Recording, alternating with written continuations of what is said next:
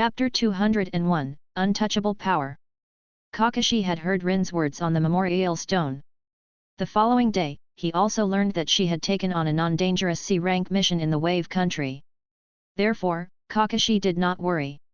However, after nearly 10 days, has still had news of her return, and he realized that she might be in danger. After explaining the situation to Minato, Kakashi left Konoha on his own. What he did not realize is that, when he left Konoha, he was discovered.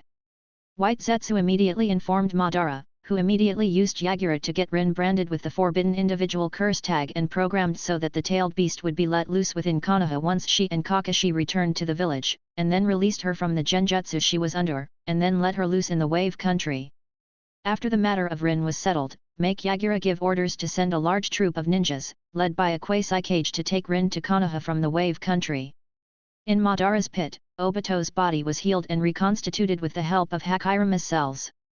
He had long wanted to return to Konoha, but he was always monitored by Zetsu, and the exit was blocked by a massive boulder, leaving him no way to leave. Just as he was lying on the bed in boredom, White Zetsu popped out of nowhere screaming, "Obito, your friends Rin and Bakakashi are in trouble. They're alone and completely surrounded by mist ninjas." Hearing that, Obito immediately became so anxious, jumping out of the bed and trying his best to destroy the boulder. However, he was not powerful enough for that. Instead, his hand was completely shattered. White Zetsu immediately glanced at Gurguru, who attached himself to Obito, rendering him capable of destroying the boulder to pieces with just one punch. Obito looked back at Madara, expressing his gratitude, and telling he that he could probably never return. At the same time, who found out about Kakashi's departure, immediately moved to the borders of the Fire Country, and then to the Wind Country. In Pakura's house, he appeared out of nowhere. Pakura wasn't at home, and after glancing at he disappeared again with Rin. Ryo used his multiple teleportation barrier marks to successfully reach the Wave Country before Kakashi. Later, he entered Sage mode, and determined the location of fake Rin. "Rin, remember what I said, this is about the future of the world. No matter what you see, you cannot say anything, nor have any reaction. Until I tell you come, don't. Understand?" Ryo's tone was very serious. Since the matter was about Obito's safety and future, Rin immediately nodded. With that settled, Ryo went with her to fake Rin's side, and then used his clan's secret mind-body switch jutsu to get his soul inside of the body. Since this body had no soul, it was easily taken over by Ryo, who handed his own body temporarily to Korin. Ryo controlled the body and slowly stood up.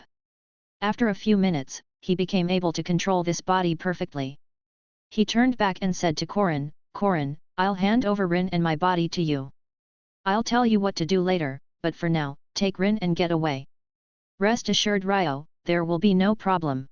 Korin put her hand on her heart, and then left. "Well, let's go." After sending Korin away, Ryo climbed a tree and started his plan. In this body, even though he could not enter Sage mode, Ryo still had his massive spiritual power, and had great perception around him to a certain distance. He perceived Kakashi and the mist arriving at almost the same time, and both sides also located him on the tree. Kakashi thought that Rin was being chased by the mist, so he entered the lightning chakram mode, reached Rin first, took her and ran away. The mist ninjas saw the two fleeing in Konoha's direction, which aligned with their purposes. Therefore, they did not chase the two diligently, and instead just followed them. After a while, Ryo judged that Obito should be nearby. Therefore, he did exactly the same thing as Rin in the manga. He said to Kakashi that he cannot return to Konoha, and turned to the mist ninjas. Kakashi, who had no idea about Madara's plan, chased her the same way he did in the manga, and Mist, who saw the two of them returning naturally, did not agree, and immediately surrounded the two. "Captain, this girl obviously realized she has a Biju in her body, and she will certainly not voluntarily return to Konoha. We must kill the boy, and take her forcefully. That should be more convenient," a Mist Jonin said. The Mist Captain felt that this was a relatively easy task, and he agreed with his assistant. The battle started, and Kakashi activated his Chidori to defend Rin and himself. Ryo at that time was constantly perceiving the surroundings, until he finally could sense Obito. With Obito slowly approaching, Ryo realized that his window of opportunity was near. As soon as the young Uchiha reached the battlefield all ready to help, Ryo controlled his body to throw itself on Kakashi's chidori, and then immediately took back his consciousness to his own body before the impact. With the chidori piercing through Rin's heart, Obito felt the world collapsing all around him. He felt grief and sorrow like never before, and despair consumed him, making him want to escape this life. Both his right eye and Kakashi's left rotated in frenzy, and his 2-tomo Sharingan first turned into a 3-tomo, and then gained a dart-like pattern. With his great desire to escape this world, and get free from the shackles of reality, Obito's Mangekyo was born. His eye unlocked a new dimension, one that lurks between illusion and reality. The powerful, almost untouchable technique, Kamui, was born. After Ryo's mind returned to his body, he immediately ran to Rin's position. At that time, the mist ninjas who were surrounded Kakashi were being slaughtered one after the other by Obito. With Kamui, Hashirama's cells, and Guruguru's power supporting him, none of them stood a chance. Ryo arrived to the scene, accompanied by Rin, who was stunned by what she witnessed. She did not know that the mad figure slaughtering everyone was that of Obito. However, for a reason she did not know, the weapons going through him felt like knives to her heart. Rin, don't move from here. Don't forget what you promised me. I will deal with some problems and come back soon. After saying that, Ryo entered Sage mode, and perceived the area roughly. Just like he did in the Mist Village, he killed the hidden Zetsu. As for Guru, Ryo perceived fluctuations of mental power from him that were different from the rest of the white Zetsu. In other words, Guru must have its own soul. Chapter 202, The Truth. After finishing all the surrounding Zetsu, Ryo returned to Rin. As she was staring at the mad-killing figure that's been slaughtering the mist ninjas, her body could not stop trembling, and tears fell unstoppably from her eyes. Ryo, is that Obito? She asked with a very small, pessimistic voice. Don't worry about this, Rin, Obito will be fine. I'll take you to see him in a moment. Ryo tried to make his friend feel better. She nodded and said nothing. Rin was never much of a skeptical person. She knew that Ryo had his plans. The reason why Ryo wasn't moving in was that he wanted Obito to improve even further. In fact, when the Uchiha suffer great grief, their strong emotions stimulate their Sharingan, that's how the Mangekyo is activated in the first place. With grief further intensifying during the Mangekyo's first activation, this could make it even stronger. With Obito's Mangekyo just opening, it still had potential to become even stronger. Ryo guessed that Obito's witnessing of Rin's corpse would further dig into his potential. Indeed, that was what happened. After slaughtering the mist, Obito went and took Rin in his arms. Confirming that was indeed deceased, his Mangekyo turned even redder. He looked up and looked at the moon, desperately saying, "Here is hell." His Mangekyo's power was further improved, and Ryo reached his purpose. He took Rin to Obito's side immediately. Obito was drowning in sorrow. He did not feel Ryo and Rin approaching, but Guru sensed them as soon as they approached. He was too surprised to react at the sight of Rin alive and well. Ryo's took that chance to transport his consciousness to the ice world. When Rin saw Obito, and could no longer hold her feelings, rushing to him and shouting his name. Deep in his despair, Obito faintly heard Rin's voice, shouting his name. As she touched Obito's shoulder, he said, "Did I miss you that much? I can actually hear your voice." Ryo was both happy and sympathetic, torn between cry and laughter. Rin was hysterically crying, and Obito was still holding a dummy mourning over its passing. The scene was too unharmonious, so Ryo just dissipated his chakra and the dummy turned back to its clone previous form. As Obito watched the change, he became agitated. "Obito, you're not in hell. Why don't you look behind you?" Ryo used a genjutsu he had learned from Shinkayui to try to guide Obito's consciousness to turn around. Sluggishly, Obito looked behind him, to see Rin's face before his eyes. "Rin." Seeing Rin, Obito's chakra became agitated, and he immediately broke out from Ryo's genjutsu. "Rin. Rin. You're okay. Thank God." At her sight, Obito smiled, and then he fainted. "Obito." Rin saw Obito fainting and immediately stopped crying. Her medical ninja instinct made her immediately rush to check him for injuries. As she was about to examine him, Ryo stopped her. "Rin, don't be so nervous." Obito was emotionally overwhelmed, but not hurt.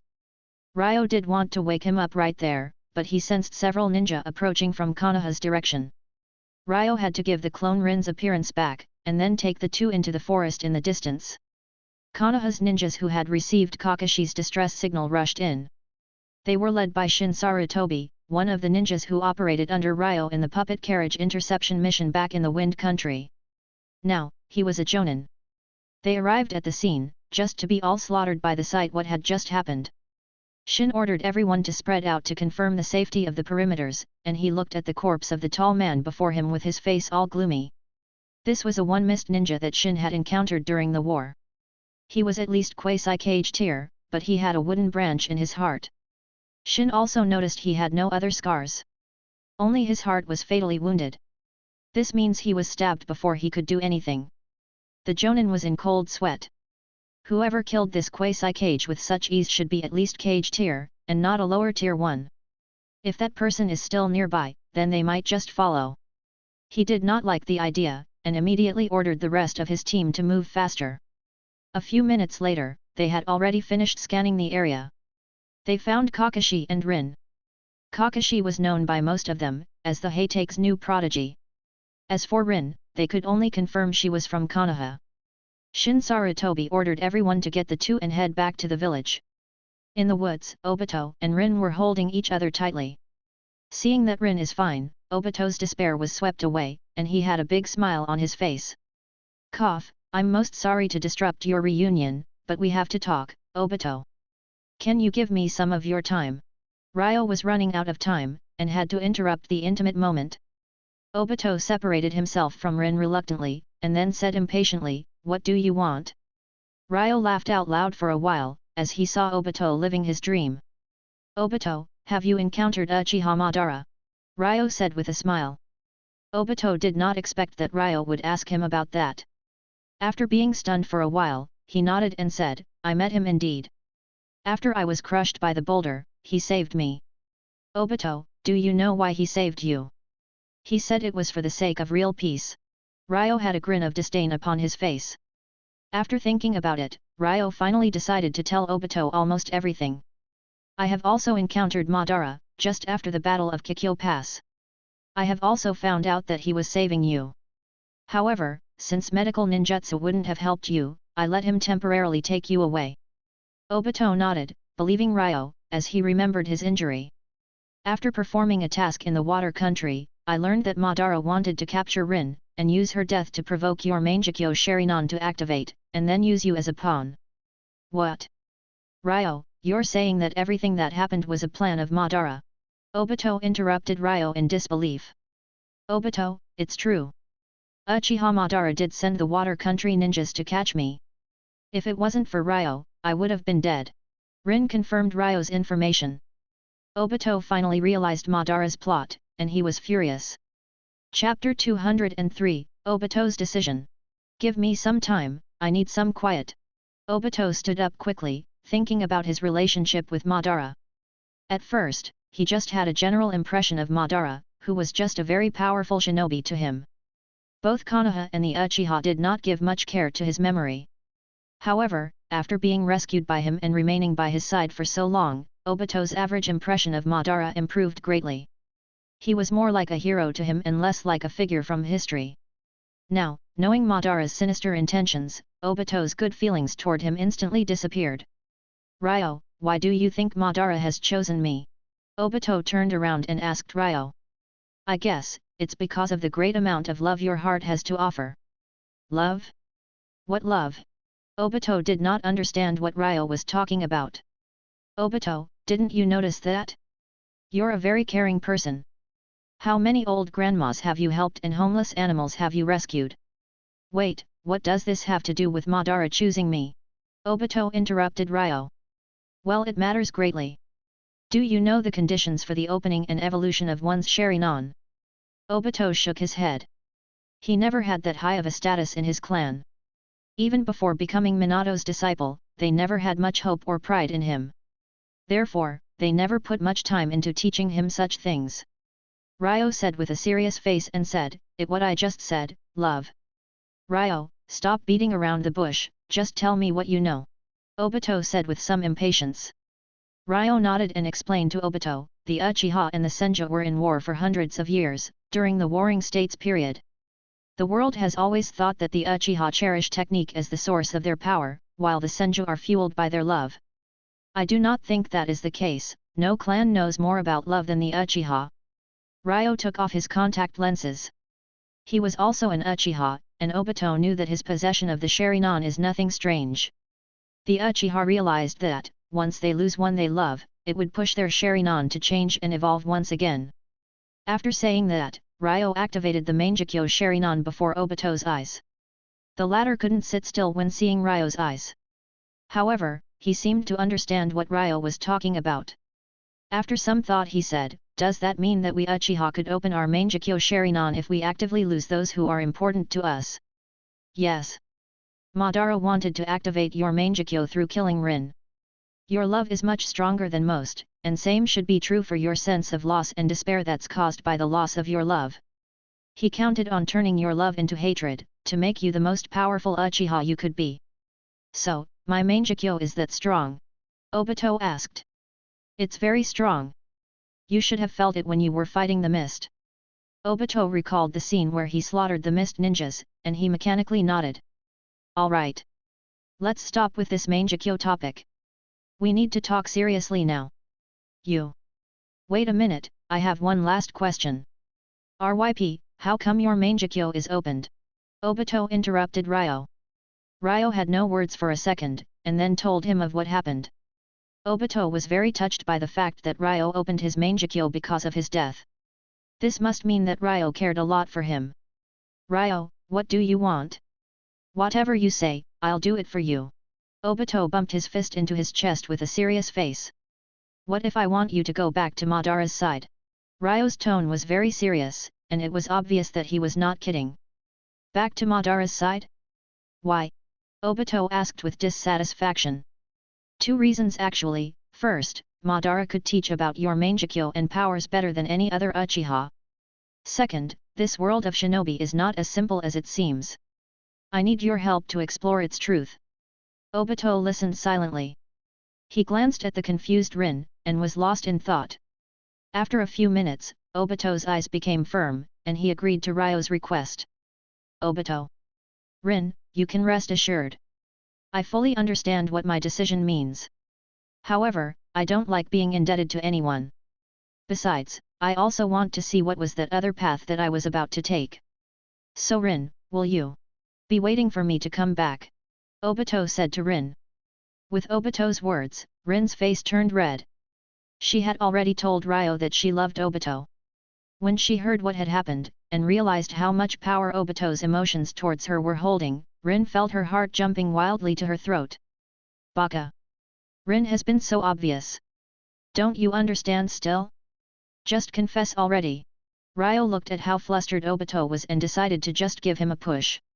Obito became all excited, glanced at Ryo, and then took Rin to the side to talk to her one-on-one.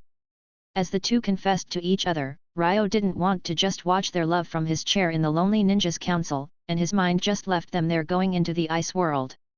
Ryo remembered that the mask Zetsu definitely had a name in the manga. After Madara's death, Obito took his name, but had another name when in the Akatsuki, Tobi. In the ice world, his soul was completely frozen. However, to Ryo's surprise, it wasn't damaged by the ice. Tobi's soul was still in a relatively stable state, as if it was hibernating in the ice. The ice world is one in which Ryo chakra, dojutsu, spiritual power, and natural energy join. The pillars of this world were spiritual power and dojutsu power. Therefore, the entry of outside consciousness to this realm is very damaging to the victim's spirit. Therefore, Ryo was very surprised. In this wood, Tobi's soul was not even slightly injured. Ryo was very interested in this. Therefore, he lifted the frost off Guru, who almost immediately woke up. Tobi was a little stunned and looked around. When he saw Ryo, he started thinking quickly, then said, "Ryo Yamanaka, where are we? What's going on?" His distinct tone made Ryo laugh. "You're asking me? It seems that you haven't figured out what's going on yet. You are a prisoner here." As he was talking, Ryo snapped his fingers, and a blizzard instantly drowned Tobi's soul. The ice and snow, composed mainly of spiritual power and natural energy, first sliced Tobi's consciousness, made him shiver in the endless cold, and then ended up freezing him into hibernation again. Chapter 204, Controlling Toby. After Toby entered a state of hibernation, Ryo interestingly started observing the changes his soul received. Everything in the ice world was connected to Ryo's spiritual energy, and any change that Toby was to receive was also to be detected by Ryo. After Ryo was hibernating, Toby's soul began adapting with cold of the ice world. It was something like no other. The soul began to feel slightly more and more like the rest of Ryo's world. Ryo knew that there was no direct way to distinguish between a transformed white Zetsu and the real person, but this was beyond his belief. He did not expect such changes could apply to the soul itself. The genes Orochimaru has extracted existed in the bodies he had, and they had a shape transformation effect that seemed to be key to this. He was working on replicating the effect, and finding ways to distinguish which is which. However, things seemed to no longer be that simple. This wasn't just the bodies morphing, it went even further beyond. Ryo removed the ice around the soul, and Toby was awake again in no time. This time as well, Toby still did not learn his lesson, asking Ryo immediately, "Ryo Yamanaka, what are doing?" "I'm just saving Rin and Obito, it's as simple as that." "What? Are you breaking your deal with Madara-sama?" "Perhaps. However, when I made that deal with Madara, I don't remember you being there." "How did you know about that?" Ryo guessed that Toby's memories might be shared with other Zetsu and wondered, how come that's the case when his soul is independent?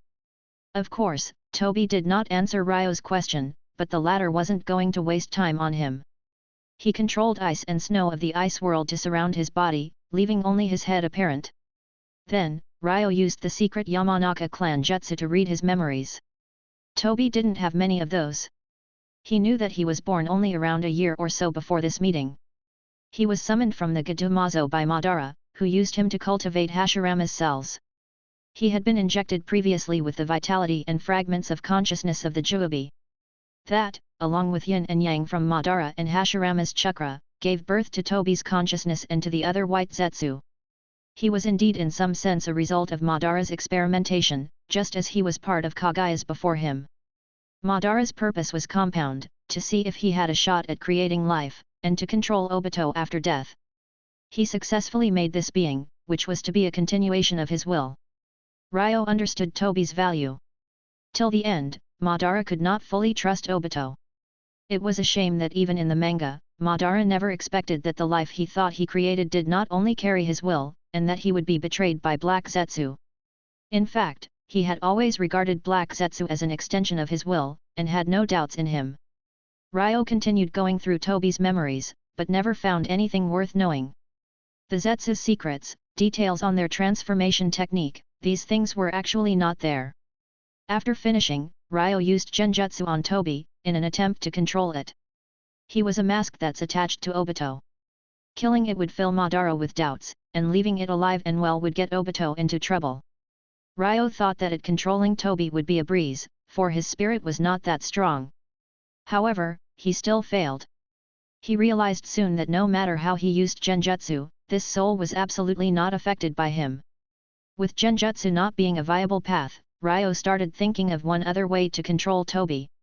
In Korin's soul, there were also fragments of the Juubi's consciousness.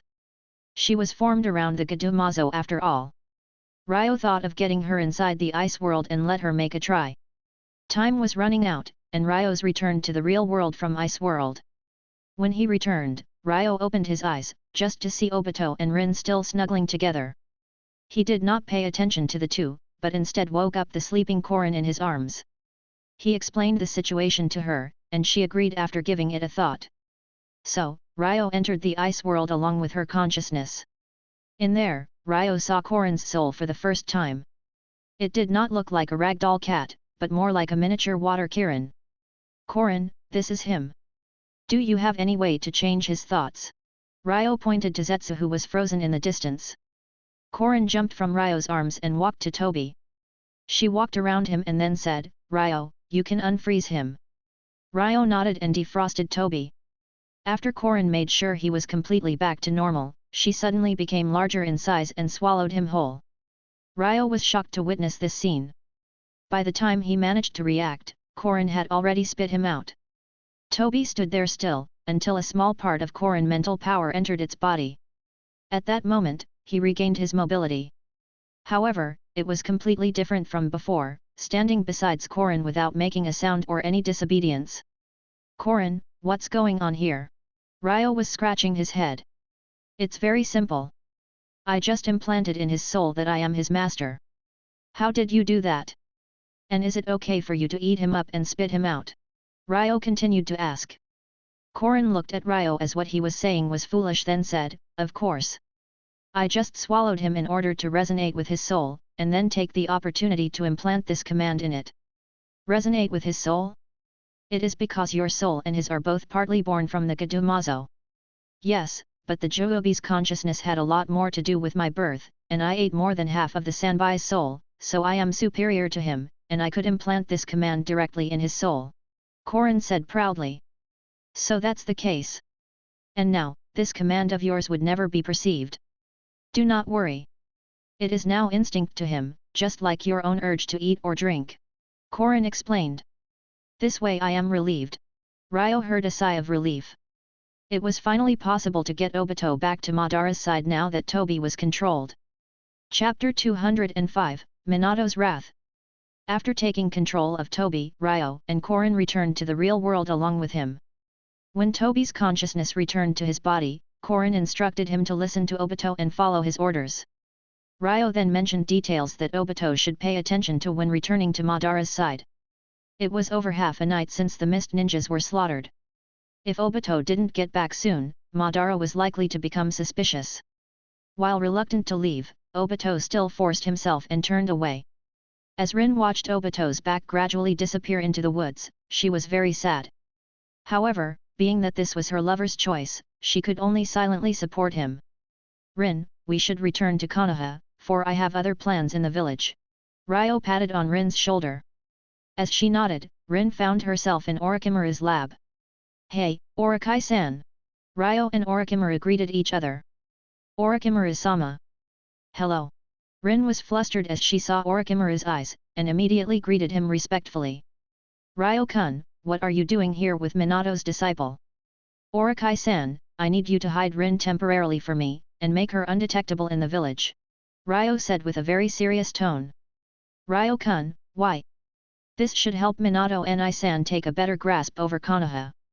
Orochimaru's eyes shined, he was intrigued by whatever Ryo was planning for, and agreed to his request. Ryo did not inform Minato of the truth of the matter. He needed to deceive him for now, to get him to put pressure over the third. This way, he could gain more privileges even before becoming Kage, and eventually reinforce his status later. This way, Ryo had his plan well arranged. He remained in Orochimaru's lab for 10 more hours, waiting for Shin Sarutobi to return to Konoha. The matter was about Kakashi, and Shin did not dare to report it immediately. The third heard that a female ninja was killed, and he frowned for he had a bad hunch. He immediately made Shin bring her corpse over to him. Seeing that it was actually Rin, the 3Rd's face instantly became gloomy. This was Minato's disciple, and the third obviously knew that. This made him worry to the extreme. After a while of thinking, he finally ordered the Umbu to go out. After another busy day, Minato was having dinner with Kushina. Recently, she began learning how to cook. Although her cooking wasn't that good yet, Minato was very happy to have it. Knock knock Minato-sama, the Hokage-sama wants you in his office right away. The knocking on the door spoiled the mood, and robbed the two of a rare moment of being by each other's side. Minato apologized to Kushina, and went out. After Minato entered the office, he saw a corpse covered with a white cloth on the side. However, as usual, he didn't ask much, and waited for the third to speak. The third reluctantly sighed, and uncovered the corpse. Seeing that Rin was under the white cloth, Minato felt his whole being shattered. Then, almost immediately, anger took over him, his bloodlust giving the third chills. On the side, the Umbu that brought Minato over was in cold sweat, and could not stop shaking as he felt Minato's wrath. Minato! Minato, calm down! This thing, the third did not expect Minato's power to have reached this level. It wasn't just this version of the third that was past his prime that was afraid. In fact, even if he was at his peak, he realized that he would be overwhelmed by the current Minato. Who was it? Minato's tone was very cold, but anger could be felt in every letter. Hold on 1 second Minato, first, the third was trying to persuade Minato to calm down, when Ryo appeared before the two. Back in Orochimaru's office, Ryo also had received the news of Shin's return. He gave time for Minato to get called into the office, and then teleported in directly. Seeing Ryo, the 3Rd's headache turned into dizziness, for Ryo was also very close to Rin. The day did not look like it's going to end well. Sure enough, as the third thought, after seeing Rin's corpse, Ryo's Sharingan was activated, staring at the third. Hokage-sama, what is going on? Facing Ryo's question, the third did not know how to answer, and the mood inside the office became very depressing. Shin Sarutobi is the one who found Rin's body. You both calm down for now, and wait for to come. We'll hear him out and understand together. The third said. Minato's bloodlust subsided for a moment, and he stood in place without saying a word. Ryo also deactivated his Sharingan. The third sighed, and immediately made the Umbu summon Shin. The latter arrived soon, telling the two of the situation and all about the battlefield where Rin was found. Shin also was overwhelmed by the frightening mood in the office, and he was concise in his description, just to be able to get out as fast as possible. Minato, Ryo, Kakashi is still in a coma. We need to wait for him to wake up if we are to understand this properly. Don't you think? The third said. I'm going to the hidden mist. It seems like the lessons they had received before were not enough. Ryo said with anger in his tone. However, Minato did not immediately express his opinion. Instead, he looked at Ryo with some doubts. When Ryo suddenly emerged, he had already felt that there was something wrong. His timing was just too perfect. From Shin's description, there were obviously people other than the mist ninjas that were involved with Rin's death. Ryo seemed to deliberately ignore this point, putting the blame directly on the mist, almost as if he was making them a sacrificial lamb. With Minato's understanding of Ryo's relationship with Rin, along with Ryo's record of never acting arbitrarily, he started thinking, could it be that Rin's death holds other secrets? Or perhaps, could it be that Rin was not dead at all? At this last thought, Minato's eyes became bright, and the haze over his heart also dissipated a lot. He decided to play along with Ryo. Hokage-sama, I agree with Ryo. Minato, you. Ryo's not being sensible. How could you say such a thing? If we are to attack the mist right now, we are likely to provoke a new war, sacrificing the peace that the village had long struggled to obtain. The third said in panic. While the third remained silent after Ryo spoke, he could not bear hearing the same thing from Minato. He just felt that this was wrong. Ryo turned to Minato, just to find him staring back at him. Ryo did not say anything, secretly revealing a helpless expression. Seeing that, Minato's burden fell completely off his shoulders, for he knew that he had guessed right. Chapter 206, Control of the Umbu. After he reached a consensus with Minato, Ryo said to the third directly, Hokage-sama, you refusing to step in and punish them will just make the mist ninjas feel Konoha is their playing ground. The 3Rd's face was a bit stiff. He knew all too well that any excuse he's come up with wouldn't be satisfactory to Ryo. But the Third World War had just ended. While Konoha won, victory came with tragic losses in lives. The bulk of Konoha's losses were among Chunin and Genin ranks. Chunin's numbers especially dropped drastically, by around 40%. The third knew that Konoha would win a Fourth World War if it was to break out at that time. However, the price that Konoha's future would have to pay would be too heavy. The third wasn't going to simply allow it to happen.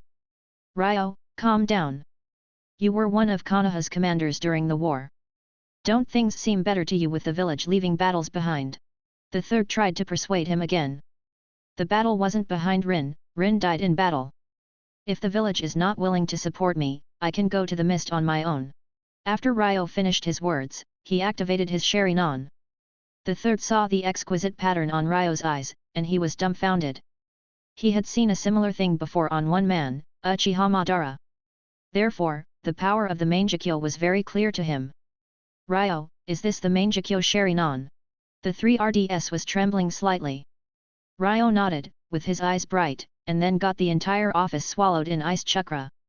Immediately, the third felt he had been lost in an ice cave for an eternity.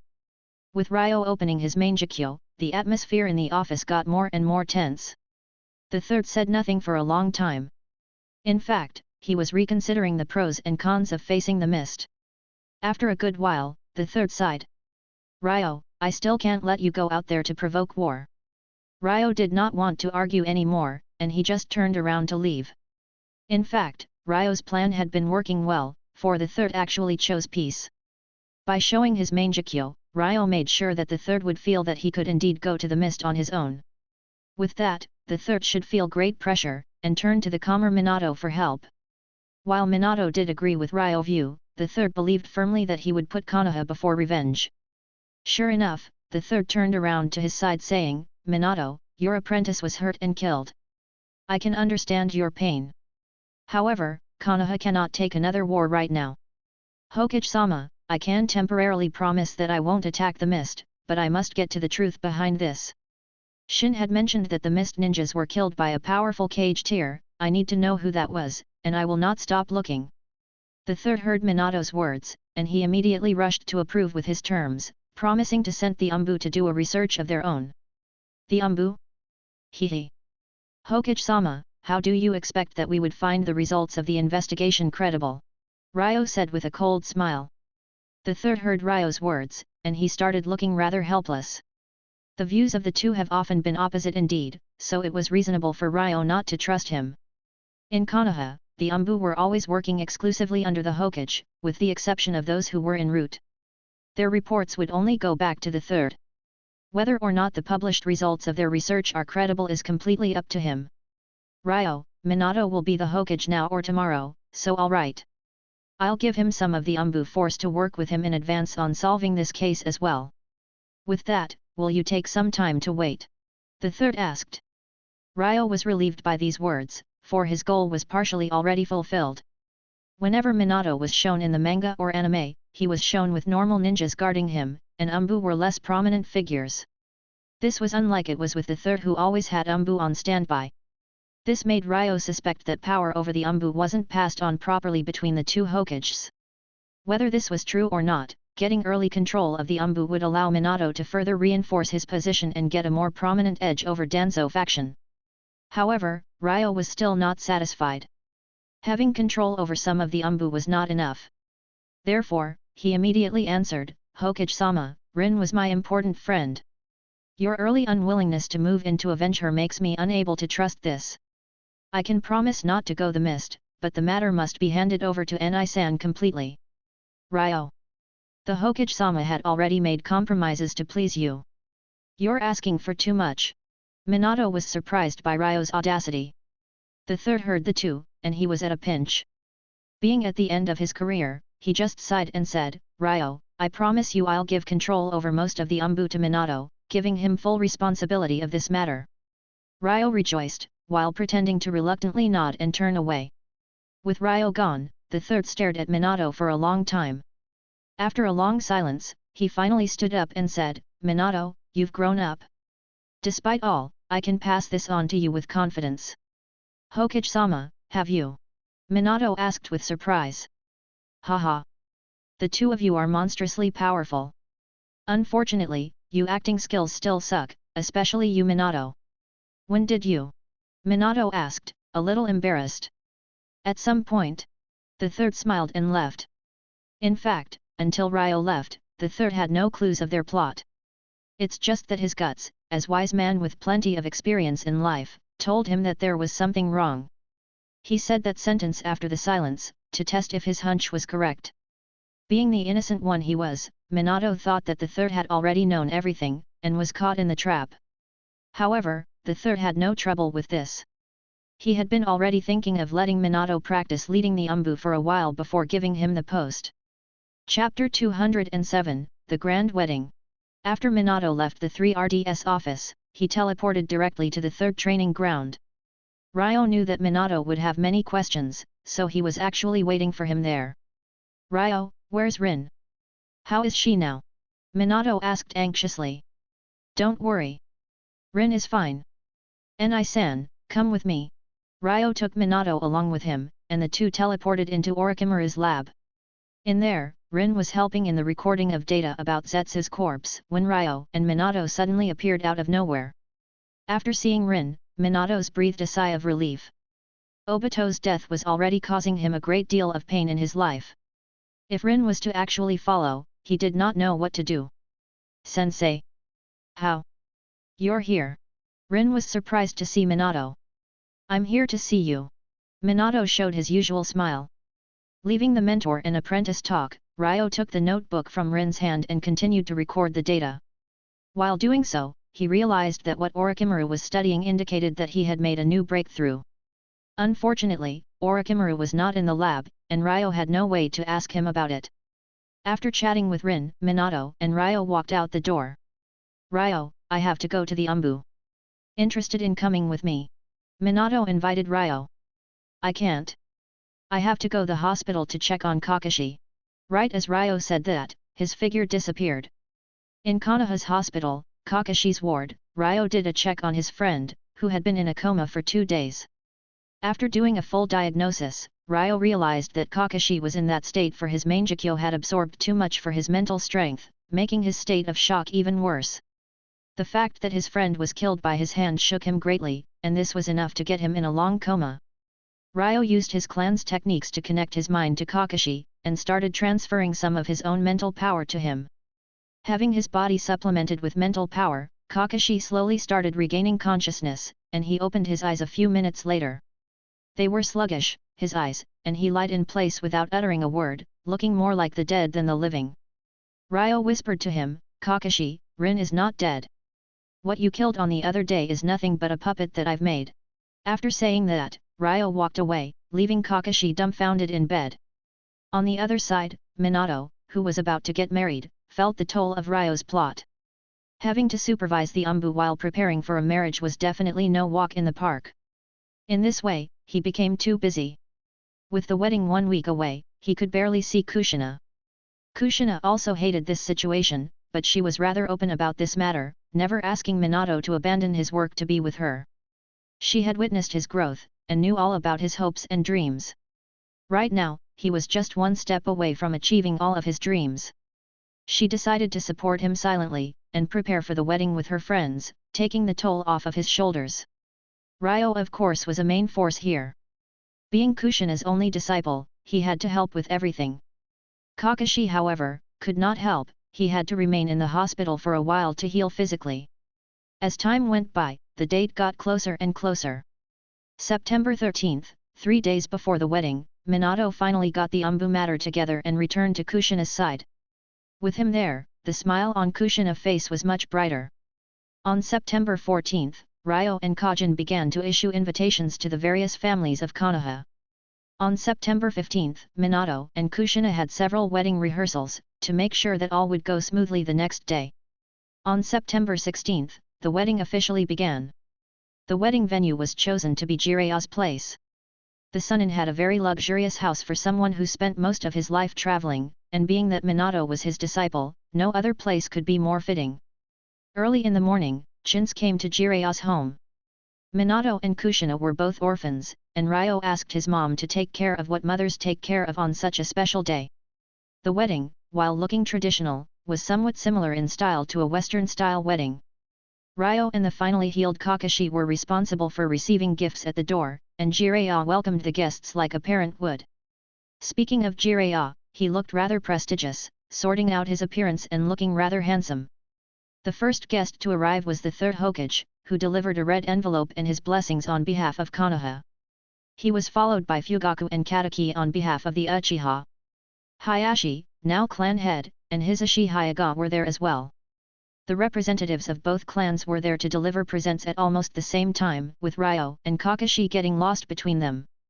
Later, representatives of various small and medium-sized clans also arrived. The heads of the Inoshikacho, the Sarutobi clan, the Aberme, etc. The Heitake clan head, Sakumo, was the last of them to arrive. Worth mentioning was the fact that Mikoto Uchiha did not arrive with Fugaku. Instead, she came on her own, giving her blessing as Kushina's friend. Before anyone realized it, it was already noon. All clans and ninjas receiving invitations were basically there, and Kakashi and Ryo's mission was over. The two went inside together, just to catch up with Minato and Kushina walking out. Kushina was wearing a white kimono, her hair gathered in a bun. Chins had put some light makeup on her, something she never did before. Kushina was always a beautiful woman. Now however, she was stunning beyond belief. Her first step into Jiraya's courtyard took everyone's breath away, as they all looked at her quietly. On the other hand, Minato was wearing a black men's kimono, looking as prestigious as ever. Perhaps it was just the joy of marriage, but his smile never looked so warm either. The two stood together looking very happy, and all the guests made a heartfelt applause. Hearing them, Kushina blushed as she smiled delicately. Chapter 208, Zetsu's Chakra. After the newlyweds showed themselves, the atmosphere of the wedding ceremony peaked. The guests sent their sincere wishes to the two. After sending the couple away, it was party time for the rest. The third chatted a little before leaving, for too many matters were awaiting him in his office. His departure made the mood completely detonate. All gathered around tables, chatting and drinking. Jiraiya naturally took part of such great endeavors, inviting Orochimaru and Sakumo to his table, who were followed by Ryo and Kakashi. Everyone besides Kakashi who was in front of his father began drinking, even Ryo. The odd one out could not stand it anymore, saying quietly, "Ryo, a ninja can't drink until he hit 20 years of age. You're certainly not 20 now." The table, being filled with caged tears, all heard what Kakashi said. Jiraiya carelessly answered, "What's the matter, kid? It's just a drink." "Sakumo-san, your son is too serious. He should be more lively." Sakumo's face was stiff. It was obvious that Jiraiya had taken a bit too much booze, and went a bit beyond bounds. In fact, Sakumo had always felt some guilt towards his son. Kakashi, being the genius that he was, didn't have much playing time like kids his age, as his father focused on training him daily. Therefore, Kakashi was indeed too rigid and strict. After graduation, Kakashi entered Minato's team with Obito and Rin. This improved his situation a little. But sadly, that didn't last. Obito's death hit Kakashi hard. For a long time, he looked more like a lifeless machine, performing his tasks, and making his father very anxious. Jiraiya had no idea of Sakumo's thoughts, and Sake made him rash enough to agitate the source of Sakumo's pain. However, Sakumo could not be angry with him, and the mood on the table wasn't changed. After a great meal, the table was emptied for more booze. Ryo became really drunk for the first time since entering this world. After a busy day helping everyone, Chintz left Jiraiya's house to find Ryo unconscious on the table outside. She walked in silently, took him on her back, and returned to her place. At noon the next day, Ryo opened his eyes in a daze. He felt his stomach was empty and his head turning, and took a while to stumble through his hangover. As he got dressed, Chintz entered with some pre-prepared porridge to his room. She had no complaints about her son's drinking. She knew that he never was the type to binge on anything, and wasn't bothered by him getting drunk every once in a while. After taking the porridge his mother made, Ryo's stomach felt much better, and his head didn't hurt as much. Lying on his bed, he suddenly remembered that a few days ago, Orochimaru seemed to have a new breakthrough in his research. After near full recovery, he directly teleported into his lab. Orochimaru also drank a lot the previous day, but he was already back to his experiments. Rin learned a lot from him over the course of the past few days, as Anko was sent out on some missions with Yujao. Her medical ninjutsu background made Orochimaru intrigued, and he made her his lab assistant temporarily. Although she was never in contact with such experiments, her learning of Ryo's modern medicine methods gave her a good foundation. Ryo did not attract the two's attention by his arrival. This was normal for Orochimaru, who had always been like this. What was most intriguing was Rin's focus, as she seemed very attracted by the magic happening before her eyes. She had never seen cells with such vitality or activity. With her intuition as a medical ninja, she judged that they could be very helpful in treating the wounded. A recent experiment conducted by Orochimaru seemed to confirm her speculation. Orochimaru was able to extract a high-vitality chakra from the Zetsu's cells. Its effect was very similar to that of the mystical palm technique. The jutsu itself is a rank, meaning it was very advanced. Not all medical ninjas could perform such a technique, so having such chakra doing its job on demand could prove very beneficial, and save many lives. Therefore, Rin worked hard, wanting to improve the extraction of this chakra to benefit Konoha as soon as possible.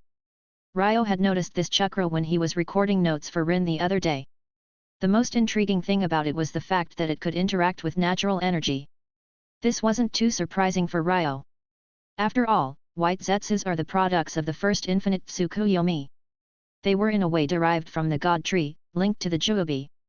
No wonder they had chakra interacting with the cycle of natural energy. Ryo wasn't about to disturb the ongoing experiments. He took out a scroll and went to one side of the table, where was the chakra extracted by Orochimaru, preserved in sealing scrolls. He opened his scroll and reduced the amount of chakra in Orochimaru's by sealing some of it. His purpose was very simple, he wanted to see whether or not this chakra, which could interact with natural energy, could recover its initial amount. He started by injecting natural energy into the chakra, but found that it would just dissipate and not be absorbed. He felt some disappointment. Perhaps his assessment was wrong? He felt a little reluctant, and after picking up another scroll, he tried the same on another one of Orochimaru's scrolls. The peculiar thing was that this scroll also had almost the exact same amount of chakra as the other one. It was either that Orochimaru was precisely sealing the chakra in well-measured amounts, or that this chakra could only be extracted by certain amounts. Thinking of that, Ryo decided to consume some of this chakra. There were many rodents in Orochimaru's lab. Ryo took a small white mouse, cut his skin with an ice scalpel, and then cured it immediately with the Zetsu's chakra. After using up around 1/3 of the chakra, the mouse was cured, and Ryo opened his yin seal slightly to slowly infuse the chakra with natural energy. This time, the natural energy did not dissipate directly. Instead, it clung to Zetsu's chakra, with the latter not increasing in amount. After a few minutes, Ryo found that his natural energy began to merge with Zetsu's chakra, forming a new chakra. It was just that the speed of this integration was too slow. It took it a morning to fully integrate, but the chakra in the scroll returned to its initial amount. Chapter 209, News on the Nanabi. After many experiments, Ryo finally determined that this chakra extracted from Zetsu could gradually be recovered through exposure to natural energy. It was just that the speed of this recovery was too slow. On top of that, it wasn't an efficient process. Ryo had to pour in a lot of his yin seal's natural energy in order to supplement the process, which lasted a few hours. Even so, this opened the path before Ryo to improve his healing stones. Before now, healing stones were a one-use item. Only so many of them could be made, and thus the benefit they brought to the Yamanaka clan was limited. Ryo's development of the healing stones was largely for the sake of his clan's benefit. The Yamanaka were the poorest among the Inoshikacho. With the healing stones at first, and then with the overtaking of Konoha's hospital, with 40% of the latter going to the Yamanaka clan, helped improve the clan's quality of life greatly. However, a gap remained between them and between the Nara and Akimichi. If Ryo was to improve the healing stones, this Yamanaka exclusive technology would certainly benefit the clan greatly on a financial level. The more Ryo thought about it, the more serious he was about the idea, recording data about his experiments. Before he knew it, Ryo spent over 10 hours in Orochimaru's lab, documenting all the results of several experiments on the chakra's recovery speed. Early the next morning, Ryo bought dozens of jade stones which were used to make healing stones, and took around a dozen of scrolls from Orochimaru's lab to the third training ground. Ryo decided to not continue with this experiment in the lab. The reason was that the cycle made between natural energy and the Zetsu's chakra should be boosted outdoors. It certainly was hindered by having the chakra secluded inside an underground lab. Therefore, an open area like the third training ground seemed ideal. The original healing stones were made by Ryo, who used healing in Sage mode and then sealed the chakra in the jade with the evil sealing method. The use of Sage mode was for the purpose of ensuring that the healing chakra would not dissipate so easily from the stones. The only one in Konoha who was both a medical ninja and a Sage mode user was Ryo. Therefore, he was the only one in the entire village to be able to make the healing stones. Now with Zetsu's chakra, Ryo could use both the new chakra and healing chakra and seal them together in a stone. Not only would this special chakra enhance the effects of healing chakra through its great vitality, it would also be recycled through exposure to nature. This way, the stone would return to being usable after a while. This would turn it from a disposable product to more of a rechargeable consumable. Ryo quickly completed the first new stone using his new theory. To allow natural energy to enter the stone, Ryo made his seal more open. He used 2 gaps in the seal, one to allow the internal chakra to flow out when the stone is activated, and the other to allow the natural energy to enter from the outside world. Both gaps were made to be easily opened and closed with chakra. To experiment with his idea, Ryo took out an injured dying fish he had prepared for this, and quickly activated the healing stone. Rapidly, the fish got back in shape, alive and kicking. As the fish was healing, the healing chakra in the stone was exhausted. Ryo then opened the other gap of the seal, to allow the stone to regenerate through interacting with external natural energy. Basing on the rate at which he released his own natural energy, and how long it took the chakra to be recovered back in Orochimaru's lab, Ryo estimated that the natural process should take a day. The next day, Ryo found that he could once again use the healing stone as if it was never used. The new healing stone was completed. This new technique wasn't based on Sage mode. In fact, it was Zetsu's chakra with its interaction with natural energy that maintained the levels of healing chakra in the stones.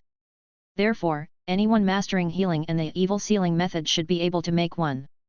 There were many medical ninjas in the Yamanaka clan, especially female ninjas. Therefore, almost the entire clan could make these stones if they learned the sealing technique. Therefore, Ryo sought Kushina's consent for teaching the clan the evil sealing method. With his relationship with his sensei, it was no problem to get her approval. The only problem now was getting Zetsu's special chakra. Back when Ryo used his Mangekyo around Obito, he was able to locate 7 Zetsus. With that, Ryo had 9 Zetsu corpses under his possession. The amount of chakra they possessed was practically comparable to that of a Chunin. A healing stone should require a C-level Jutsu's average chakra usage. So he couldn't make many stones with just 9 corpses. Ryo could not think rapidly of any good solution for the problem, but he simply put it aside.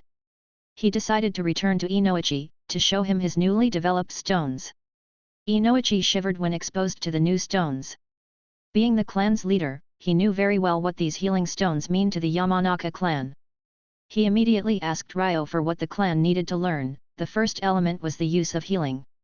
This way, the Yamanaka clan went on a frenzy, all learning healing as fast as they could.